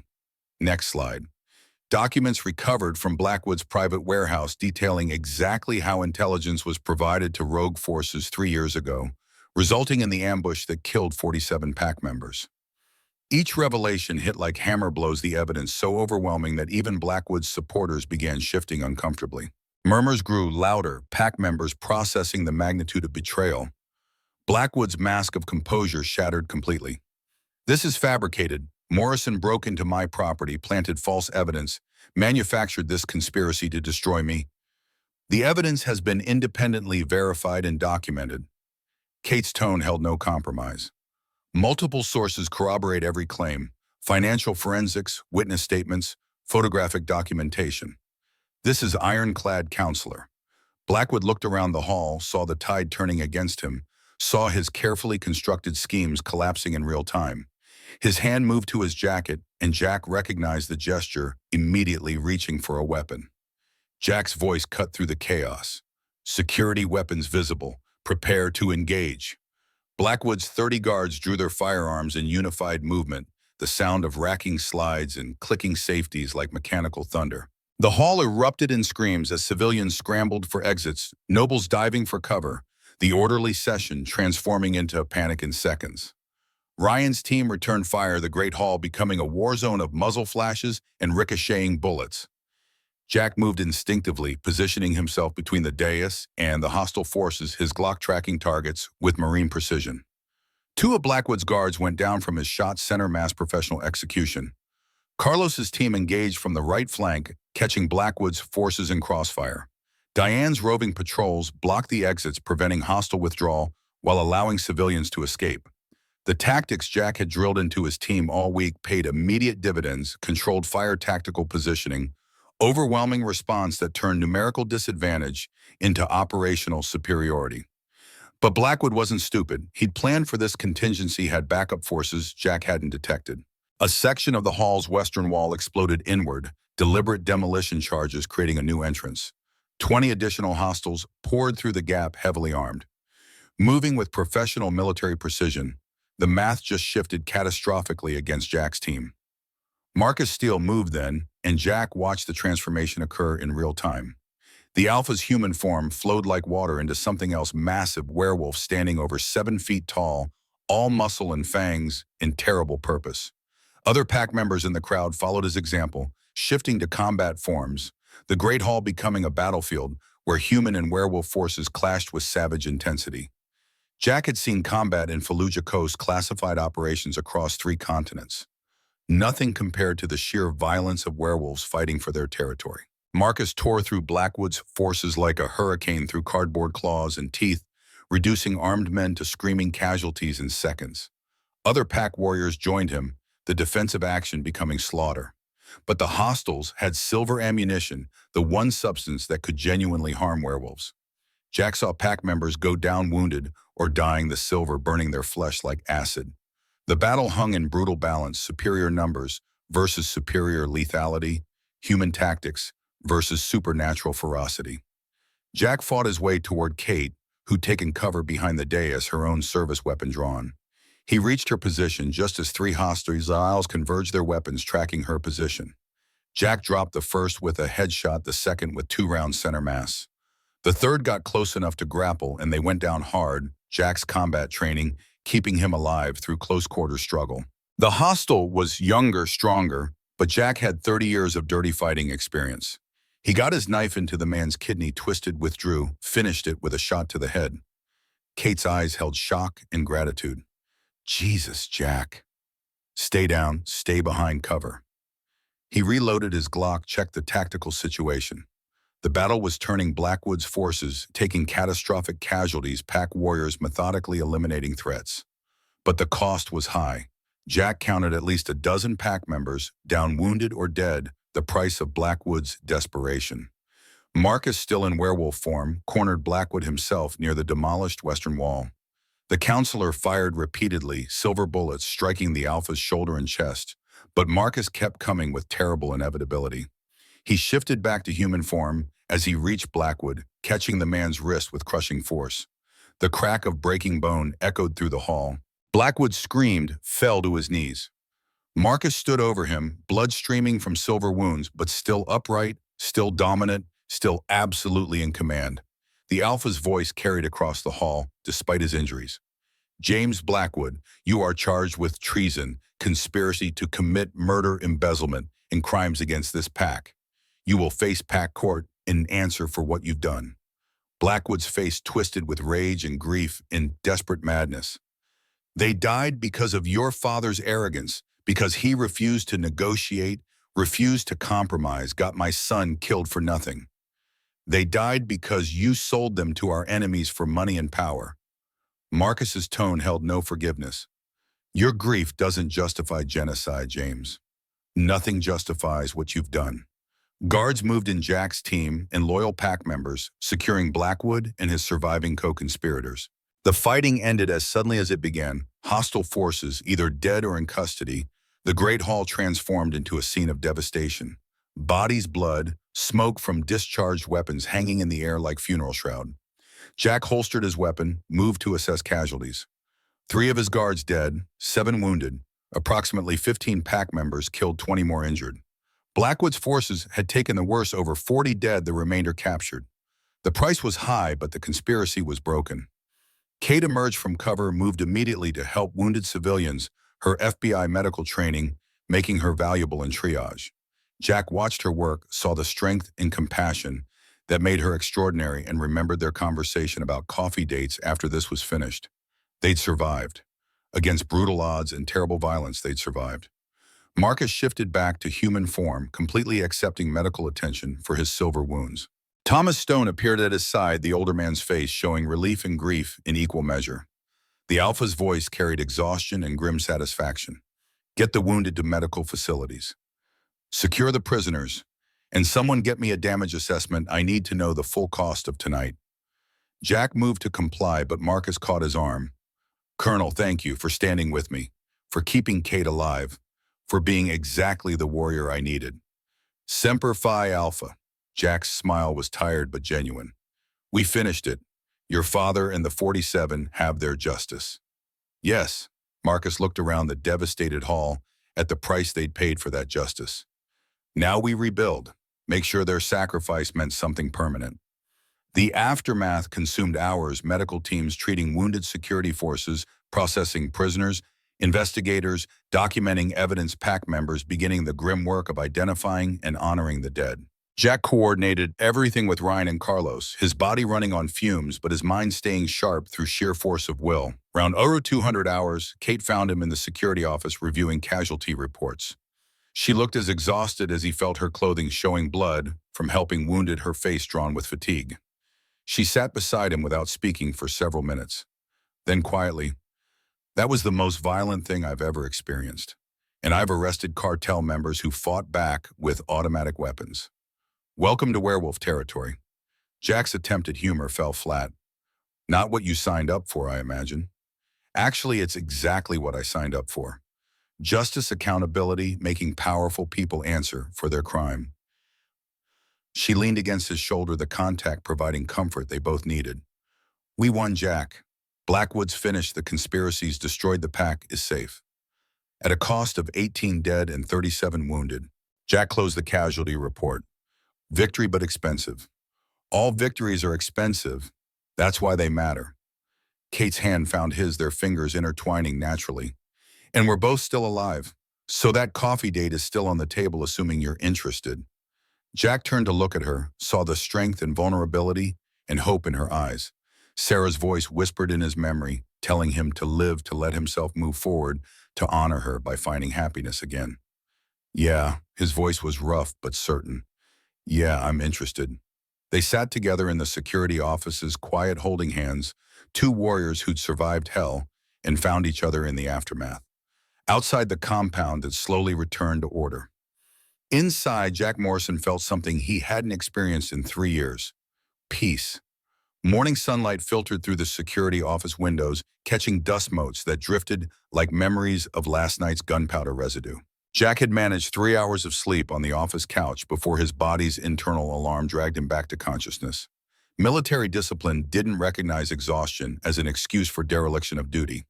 He found Marcus in the medical wing, shirt off, while a pack healer worked on the silver wounds that still showed angry red against his skin. The Alpha's healing abilities were remarkable. Injuries that should have killed a human were already closing, but Silver burned differently, resisted supernatural recovery, demanded patience. Marcus looked up as Jack entered. "Colonel, you should be resting." "So should you, sir." Jack pulled up a chair, watched the healer apply specialized salve that made Marcus wince. Casualty report finalized. 18 dead, 3 of mine, 15 pack members.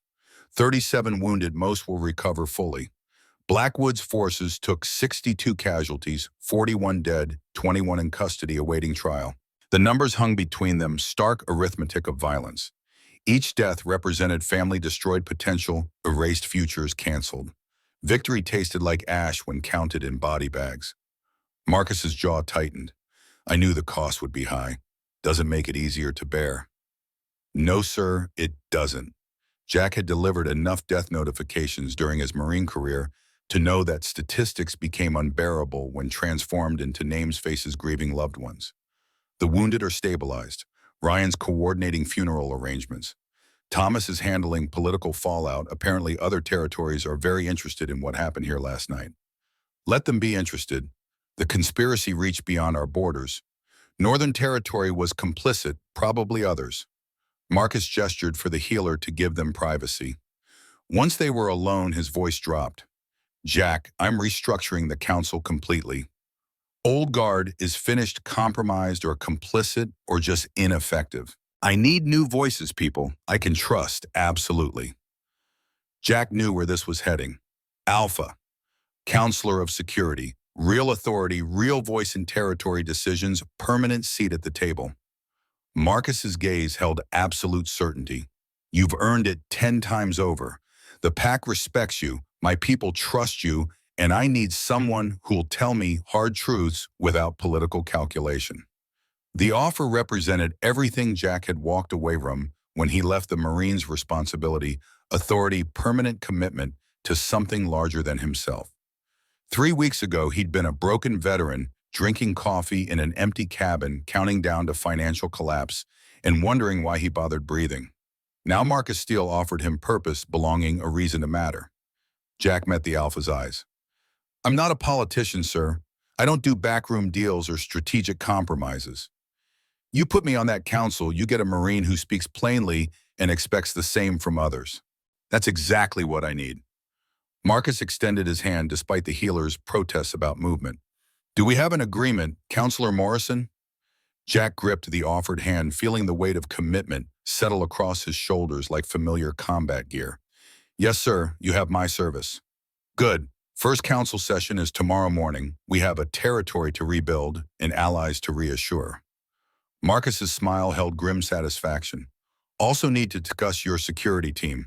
Lost 3 good people last night. Recruitment and training are your responsibility now."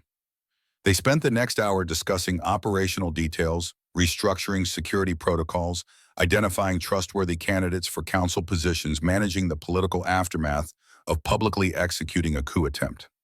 Marcus had spent 3 years planning this moment, had contingencies for contingencies, but the reality of implementation still required constant adjustment. Around 800 hours, Kate appeared in the medical wing's doorway. She changed into fresh clothes, pulled her hair back in professional bun, but exhaustion showed in her face. Her eyes found Jack's immediately, something warm passing between them before she addressed Marcus. "Alpha Steele, the FBI wants a formal statement about last night's events. Apparently 41 bodies and a demolished building triggered federal interest. Marcus's expression showed carefully controlled annoyance. Tell them this is internal PAC business audit covered under territorial sovereignty agreements established in 1952. I did. They're citing interstate conspiracy and weapons trafficking as justification for federal jurisdiction. Kate's tone suggested she'd been arguing this point for hours. My former colleagues are very persistent when they smell a major case. Let them investigate Blackwood's connections to Northern Territory, his financial crimes, anything that crossed territorial lines. Marcus stood accepting the shirt the healer offered with visible reluctance. But the violence last night was defensive action against armed insurrection. PAC law applies, not federal. Kate nodded, making notes. I'll communicate that position. Can't guarantee they'll accept it, but the territorial sovereignty precedent is solid. She glanced at Jack. Also, several of Blackwood's surviving guards are requesting legal representation. They're claiming they were following orders, didn't know about the conspiracy. Jack's tactical mind considered that claim. Some of them might be telling the truth. Blackwood recruited from military and law enforcement people trained to follow chain of command. Doesn't excuse participation in violence, but motive matters. Agreed. Marcus moved toward the door, conversation clearly shifting to walking meeting. Kate, I want you to interview each prisoner individually. Assess their knowledge, their culpability, their potential value as witnesses against Northern Territory conspirators. Anyone who cooperates fully gets consideration for reduced charges. They walked together through corridors that still showed damage from last night's battle bullet holes in walls, bloodstains on floors, the physical scars of violence that would take weeks to erase. PAC members moved through the compound with subdued purpose, the usual energy dampened by grief and shock. Jack noticed how people deferred to him now, how guards straightened when he passed, how civilians offered respectful nods. 18 hours ago, he'd been new security chief, barely known beyond his immediate team. Now he was the warrior who'd stood beside their alpha in battle, who'd killed to protect their territory, who'd earned his place through blood and competence. The weight of that recognition settled alongside his new council responsibilities. Expectations. He'd need to meet standards. He'd need to maintain the constant pressure of leadership in a community where failure meant lives lost. They reached Marcus's office, finding Thomas Stone already waiting. The older man looked like he'd aged a decade overnight, grief and relief warring across his weathered features. Thomas stood as they entered. The families of the fallen are gathering in the great hall for memorial arrangements. They're asking when you'll address them, Marcus. The Alpha's expression showed the cost of command. This afternoon, I'll speak to each family personally, hear their grief, honor their losses. He moved to his desk, sat with visible effort. Thomas, I need you to coordinate with other territories. Let them know what happened here. Make clear that we have evidence of Northern Territory's involvement, demand accountability. That could trigger territorial conflicts, possibly war. Thomas's tone carried warning. Northern Territory won't admit culpability easily. Then we make the evidence public, let other territories see exactly what they did, force them to choose sides. Marcus's voice hardened. My father believed in diplomatic solutions and negotiation and compromise. They murdered him for it. I won't repeat his mistakes. Justice matters more than peace. Jack understood that philosophy had lived it in combat zones where negotiating with terrorists only bought time for more attacks. Sometimes violence was the only language enemies understood. Kate cleared her throat. If we're making evidence public, I should prepare comprehensive documentation for distribution to other territories. Financial records, communications, witness statements, everything presented in format that's immediately understandable and impossible to dismiss. Do it. Marcus looked at each of them in turn. We're about to make enemies of powerful people who thought themselves untouchable.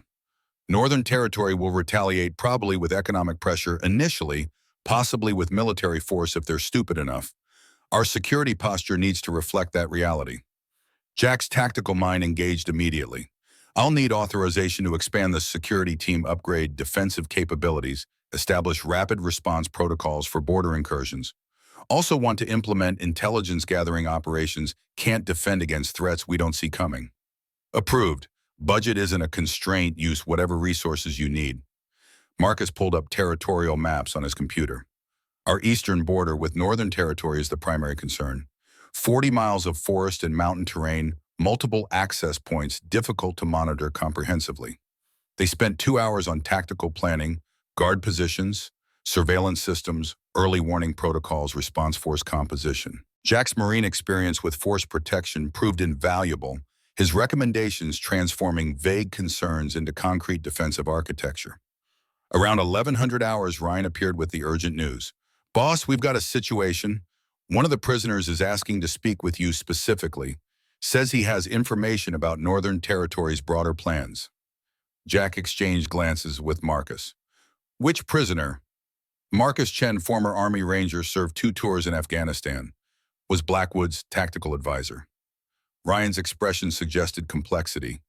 "He's the one who planned the warehouse ambush last week, coordinated the assault on the Great Hall. But he's also claiming he was operating under duress, that Blackwood threatened his family." Kate stood. "I should be present for this interview. If he's offering cooperation, we need proper documentation." Jack nodded agreement.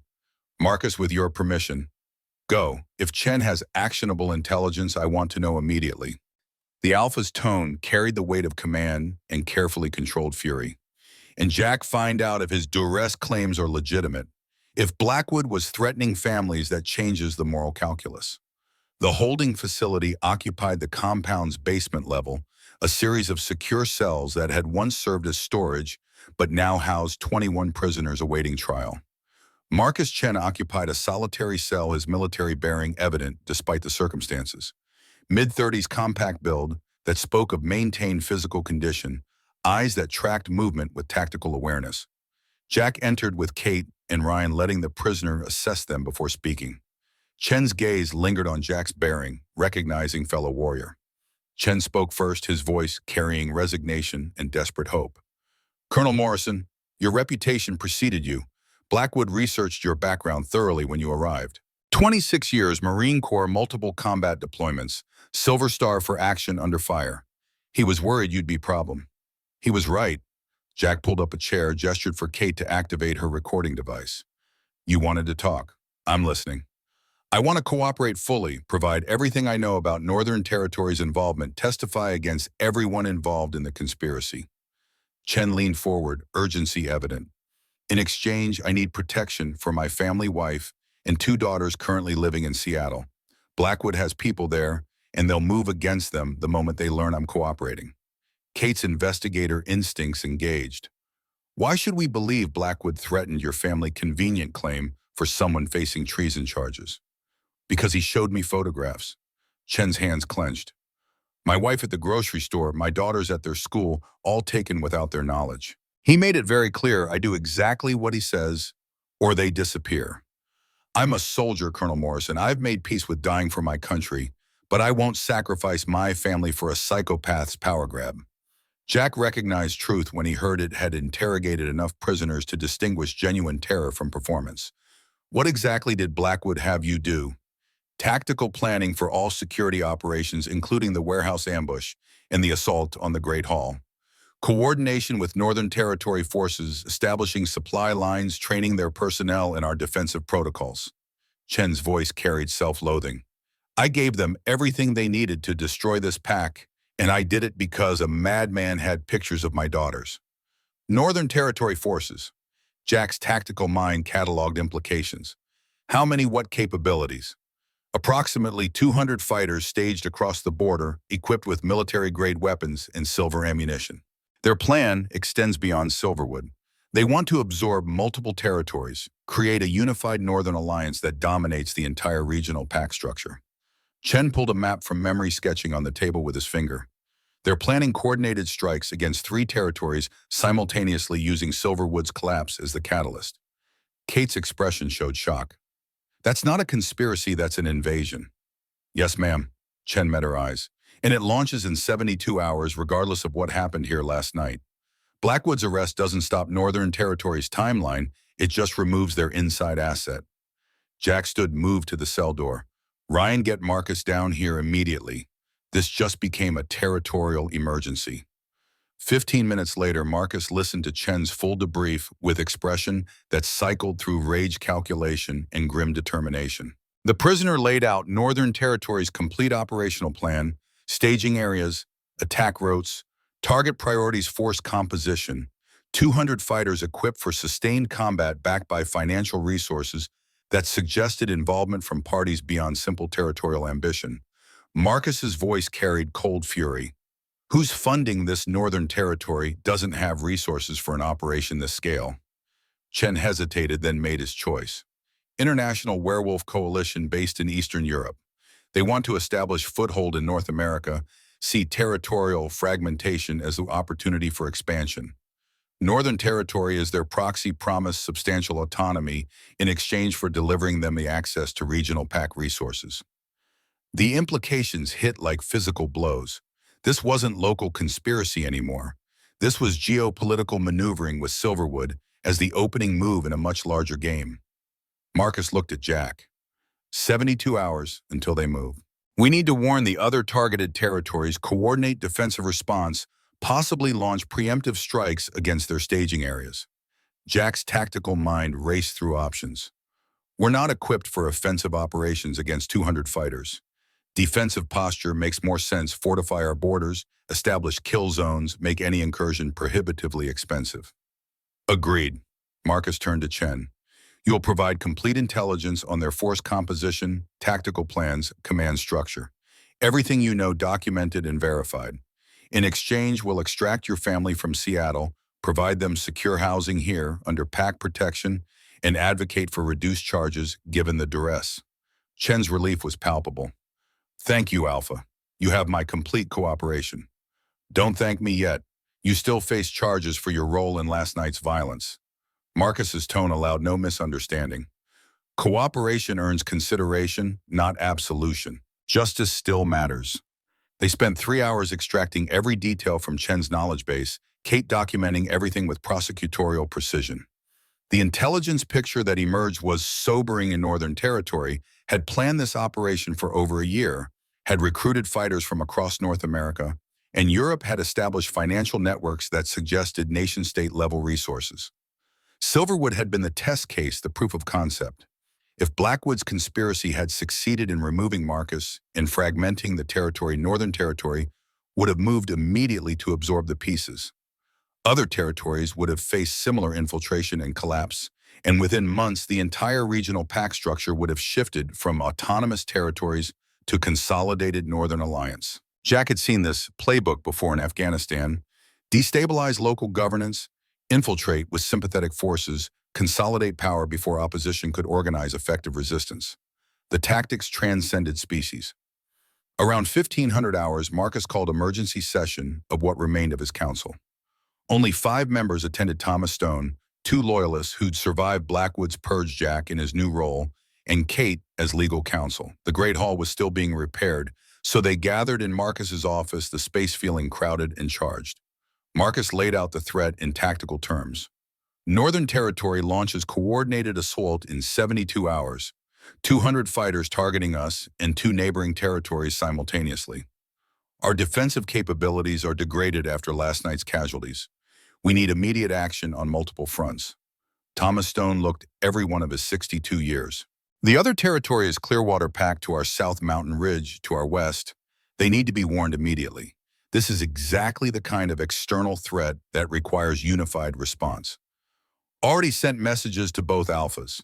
Marcus pulled up communications on his computer. Clearwater responded with skepticism. They think we're manufacturing threats to justify military buildup. Mountain Ridge wants detailed intelligence before committing resources. Jack understood that response. They don't know us, don't trust that we're acting in good faith. Need to establish credibility fast. Kate tapped her laptop. I can provide the financial evidence showing Northern Territory's conspiracy with Blackwood, the documented communications, Chen's testimony. Presence, compelling case that the threat is real and immediate. Do it. Send comprehensive intelligence package to both territories. Offer to share Chen's complete debrief. Make clear that we're not asking for help. We're offering partnership against common enemy. Marcus's expression hardened. But we don't wait for their response.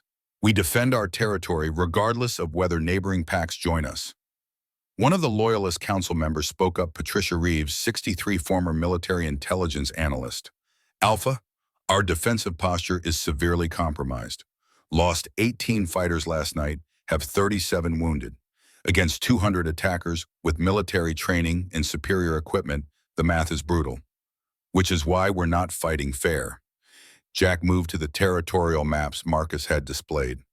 We use terrain to our advantage, establish ambush positions along likely approach routes, make every meter they advance cost them blood. They want invasion. We give them Vietnam, death by 1,000 cuts. No clean victories, just grinding attrition that breaks their will to continue. Marcus studied the maps. You're talking about guerrilla warfare against superior force. I'm talking about defending your territory using tactics that leverage your people's capabilities against the enemy's weaknesses. Jack traced probable Northern Territory approach routes. They're werewolves, yes, but they're also overconfident, probably underestimating our defensive preparation because they think last night's battle left us broken. We use that arrogance against them. Thomas Stone's expression showed grudging respect. The colonel's approach has merit, but it requires we evacuate non-combatants, establish secure fallback positions, except that portions of our territory will become active combat zones. Then we evacuate and prepare. Marcus's voice carried absolute command authority. Patricia coordinates civilian relocation to secure facilities in the compound center. Thomas work with neighboring territories to establish refugee protocols in case we need to evacuate completely. Jack, implement your defensive plan. You have complete authority over military operations. Kate raised a hand. What about the legal implications? If we're launching what amounts to military operations against another territory that triggers interstate compacts and potentially federal intervention. We're defending against imminent invasion documented by intelligence from multiple sources. Marcus met her eyes. Federal authorities can investigate after we've survived. Right now, territorial sovereignty means we protect our people by whatever means necessary. The council session continued for another 2 hours, drilling down into logistics and operational details.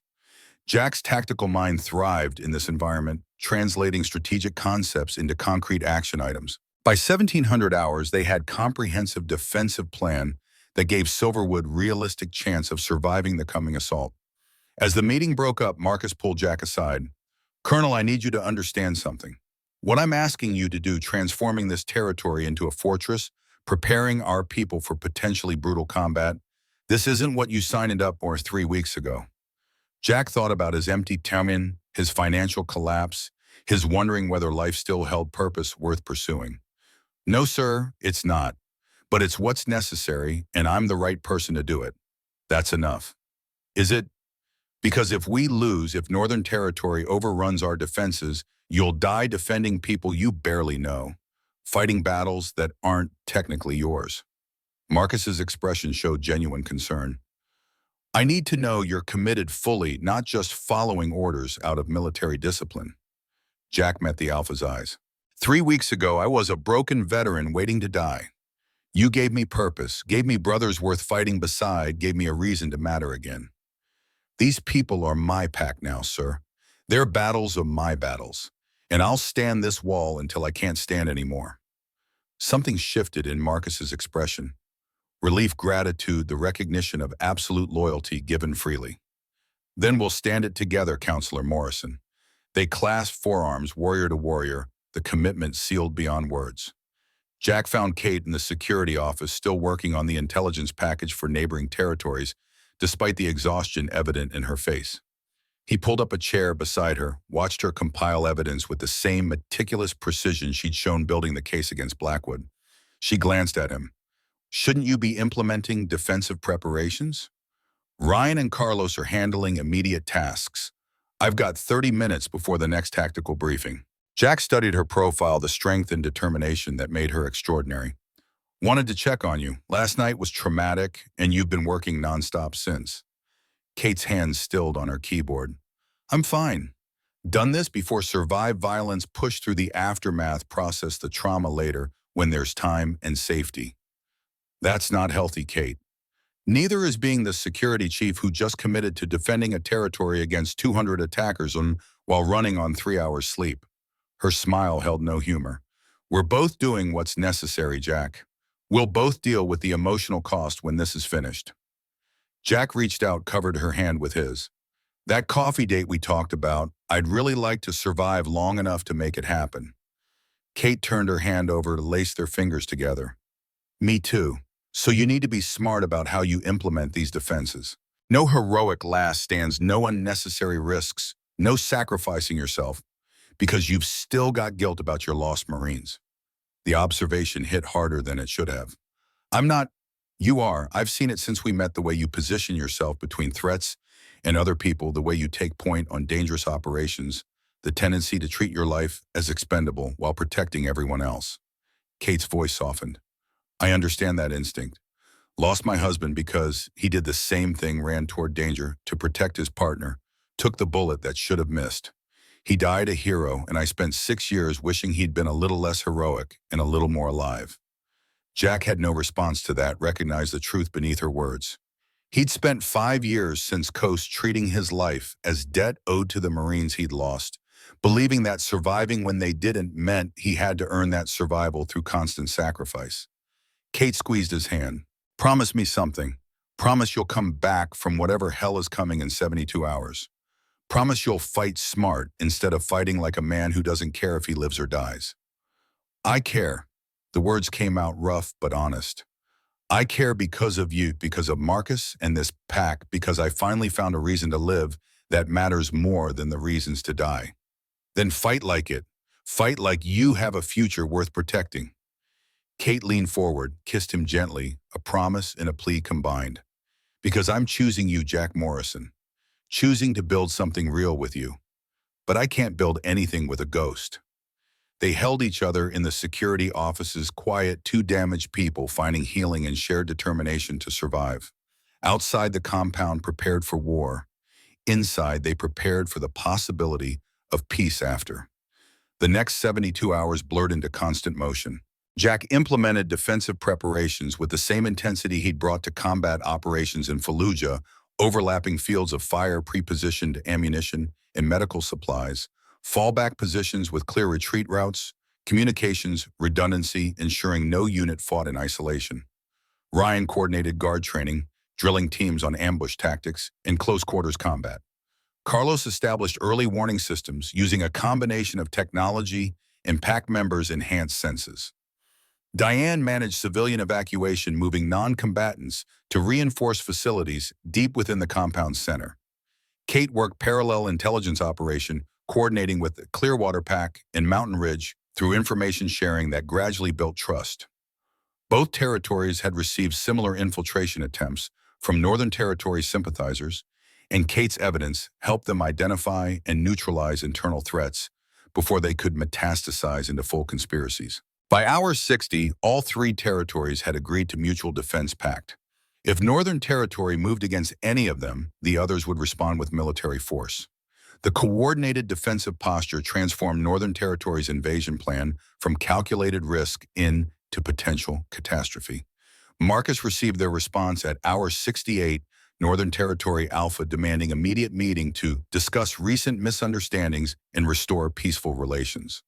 The diplomatic language barely concealed the threat assessment. Northern Territory had lost its inside advantage, faced united opposition instead of fragmented targets as needed to recalibrate strategy before committing forces. Marcus's response was equally diplomatic and infinitely colder. Happy to discuss peace after you withdraw your staged forces. Extradite conspirators involved in the attack on Silverwood and submit to independent investigation of your territory's involvement in attempted genocide. Northern Territory's Alpha didn't respond, which was response enough. Hour 72 arrived with dawn breaking across Montana mountains, painting the compound in shades of gold and shadow. Jack stood on the eastern perimeter, watching the forest line with tactical awareness honed by decades of combat experience. His security team was positioned in depth, each unit knowing their sectors, their responsibilities, their fallback positions if overwhelmed. Marcus joined him as the sun cleared the peaks, the Alpha having abandoned any pretense of remaining in the secure compound.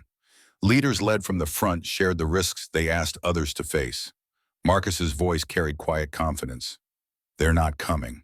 No, sir, they're not. Jack lowered his binoculars. Chen's intelligence plus the unified defensive posture changed their calculation. They needed quick victory against isolated targets. Now they're facing prepared defenses and knowing that any attack triggers response from 3 territories. So we won without firing a shot. We survived without needing to fire a shot. Jack glanced at the Alpha. There's a difference. Northern Territory still has their forces staged, still has their international backing, still wants regional consolidation. They're not defeated, they're delayed. Marcus absorbed that assessment. Then we use the delay to strengthen defenses, build deeper alliances, prepare for the moment when they find their courage again. Yes, sir, and we remain vigilant because convinced enemies are more dangerous than defeated ones. They stood together, watching the sunrise, 2 warriors who'd earned their peace through preparation and strength rather than submission and hope. The compound behind them buzzed with life, resuming civilians returning to their homes, businesses reopening the normal rhythms of pack existence reasserting themselves. But the guards remained at their posts, the defensive preparations stayed active, and everyone understood that survival was ongoing effort rather than permanent state. Kate found Jack later that morning as he completed final inspection of perimeter defenses. She looked different somehow, less exhausted, more settled, like someone who'd finally allowed themselves to believe in futures beyond immediate crises. She took his hand without preamble. So, about that coffee date, Jack smiled, genuine warmth replacing the tactical assessment that had dominated his expression for days. I know a place in town, quiet, good coffee far enough from the compound that we can pretend to be normal people for a few hours. Normal sounds perfect. Kate squeezed his hand. Though I should warn you, I'm a disaster at normal dating. Haven't done it since my husband died, and I was terrible at it even then. Well, I'm a disaster at most things that don't involve tactical planning or shooting people. Jack's smile widened. So we'll be disasters together. Seems appropriate. They drove into town that afternoon, leaving the compound and its defenses behind for precious hours of normalcy. The coffee shop was exactly as Jack remembered, small, quiet windows overlooking Main Street, the kind of place where conversations happened at reasonable volume and nobody rushed you to finish and leave. They talked about everything except conspiracies and violence. Kate shared stories from her FBI days, the cases that mattered, and the bureaucratic frustrations that eventually drove her out. Jack told her about his Marines, the warriors he'd served beside the bonds that transcended rank and circumstance. They talked about Sarah and Kate's husband honoring the dead without being imprisoned by them. Both understood that moving forward didn't mean forgetting, it meant carrying love alongside grief, making room for new connections without abandoning old loyalties. 3 hours passed like minutes. The coffee grew cold in their cups. The afternoon sunlight shifted to evening gold, and neither of them wanted to leave this small bubble of peace they'd created. Kate reached across the table, took his hand. I want this, Jack. Want to see where this goes, build something real with you. But I need you to know I'm terrified. Terrified of losing someone again. Terrified of investing in a future that might get torn away. Terrified of being that vulnerable after spending 6 years building walls to prevent exactly this kind of connection. Jack understood completely, felt the same fears beneath his own carefully maintained composure. I'm terrified too. Haven't let myself feel anything real since Sarah died, and now you're here making me want things I thought I'd given up on. It's easier to be the tactical operator, the warrior who doesn't need anyone, the broken veteran who's already lost everything that mattered. But you're not that anymore. No. Because of you, because of Marcus and this pack, because somehow I found a reason to care again. Jack's grip tightened on her hand. So I'm choosing you, Kate Brennan. Choosing to be terrified together, to build something despite not knowing if we'll survive to see it completed. Choosing to live instead of just surviving. Kate's eyes held tears that didn't fall. Emotions too large for simple expression. That's the most romantic thing anyone's ever said to me, and it's completely terrifying. Good. If we're doing this, we're doing it honestly, terror and hope, and everything between. They kissed across the coffee shop table, uncaring about public display, 2 people claiming their right to happiness after years of grief and isolation. The future remained uncertain, Northern Territory's threat still loomed, and tomorrow would bring new challenges and dangers. But today, in this moment, Jack Morrison and Kate Brennan chose to believe in possibilities beyond survival. 6 months passed in blur of reconstruction and consolidation. Marcus rebuilt his council with voices that represented Silverwood's full diversity, young and old military, and civilian perspectives that challenged comfortable assumptions and demanded constant growth. Jack settled into his role as counselor of security, discovering that political leadership required different skills than tactical command, but drew on the same fundamental commitment to protecting those who depended on you. Kate established herself as the PAC's legal counsel, her expertise proving invaluable as territorial alliances evolved into formal compacts with mutual defense obligations and trade agreements. Her work built bridges between Silverwood, Clearwater, and Mountain Ridge, transforming defensive necessity into genuine partnership. The relationship between Jack and Kate deepened through shared daily life, morning coffee before council sessions, evening walks through the compound, quiet conversations about futures they were building together. Both carried scars from their losses, but those scars became foundation for understanding rather than obstacles to connection. Northern Territory remained quiet, their invasion plans shelved but not abandoned.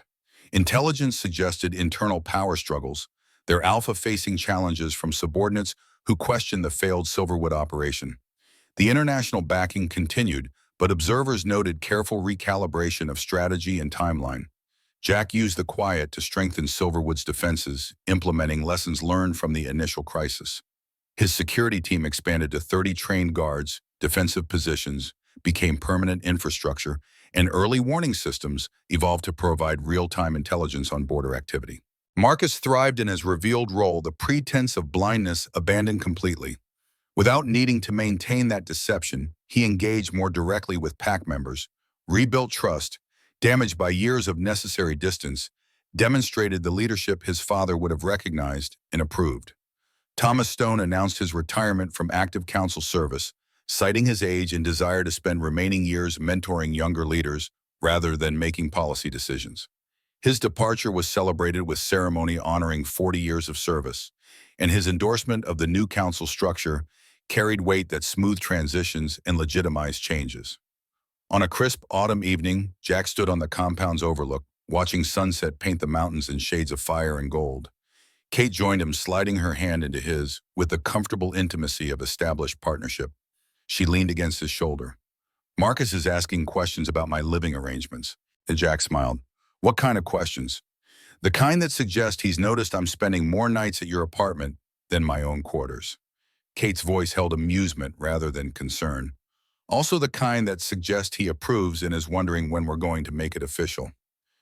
"Make what official?" Kate pulled back, studied his face. "Don't play dumb, Morrison. You know exactly what he's asking." Jack did know had been considering the same question for months, but hadn't found the right moment or words. Sarah had been dead for 3.5 years. Kate's husband had been gone for 6. Both of them had done their grieving, had processed their losses, had reached the point where honoring the dead meant living fully in the present. He reached into his jacket pocket, pulled out the small box he'd been carrying for 2 weeks. "I was going to wait for some perfect moment, candlelight dinner, romantic setting, carefully planned speech. But you know what? We've never been about perfect. We've been about real, about honest, about choosing each other despite fear and uncertainty." Kate's eyes widened as he opened the box, revealing the simple gold band he'd chosen. "Jack, Kate Brennan, you're the strongest, smartest, most capable woman I've ever known. You saved me from being a ghost, showed me that life still holds possibilities worth pursuing, made me believe in futures beyond survival." Jack took her hand, the gesture feeling both terrifying and absolutely right. "I can't promise perfect, can't promise easy, but I can promise real and honest and forever. Will you marry me?" Kate's tears fell freely now, joy replacing the fear that had held both of them back. "Yes, absolutely yes, on one condition." "Name it." "You stop treating your life as expendable. Stop positioning yourself as the first sacrifice when threats emerge." Her voice carried fierce protectiveness. "You're not the broken veteran anymore, Jack. You're my future husband, and I need you to fight like someone who has everything to live for." Jack pulled her close, held her while Montana sunset painted the sky in impossible colors. "I promise, no more treating myself as expendable. No more living like surviving my Marines means I owe a debt paid in blood." "Good, because I love you, Jack Morrison, and I'm going to spend the rest of my life proving that you deserve all the happiness you've been denying yourself." I love you too. The words came easier than he expected, felt true in ways that transcended fear. And I promise to spend the rest of my life being worthy of that love. They stood together on the Overlook, two people who'd survived loss and violence, and emerged with the courage to build something beautiful from the wreckage.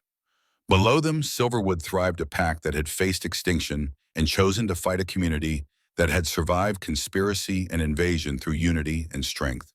Marcus found them there as full darkness fell, his expression showing approval and something deeper, genuine happiness for the warriors who'd stood beside him and earned their peace.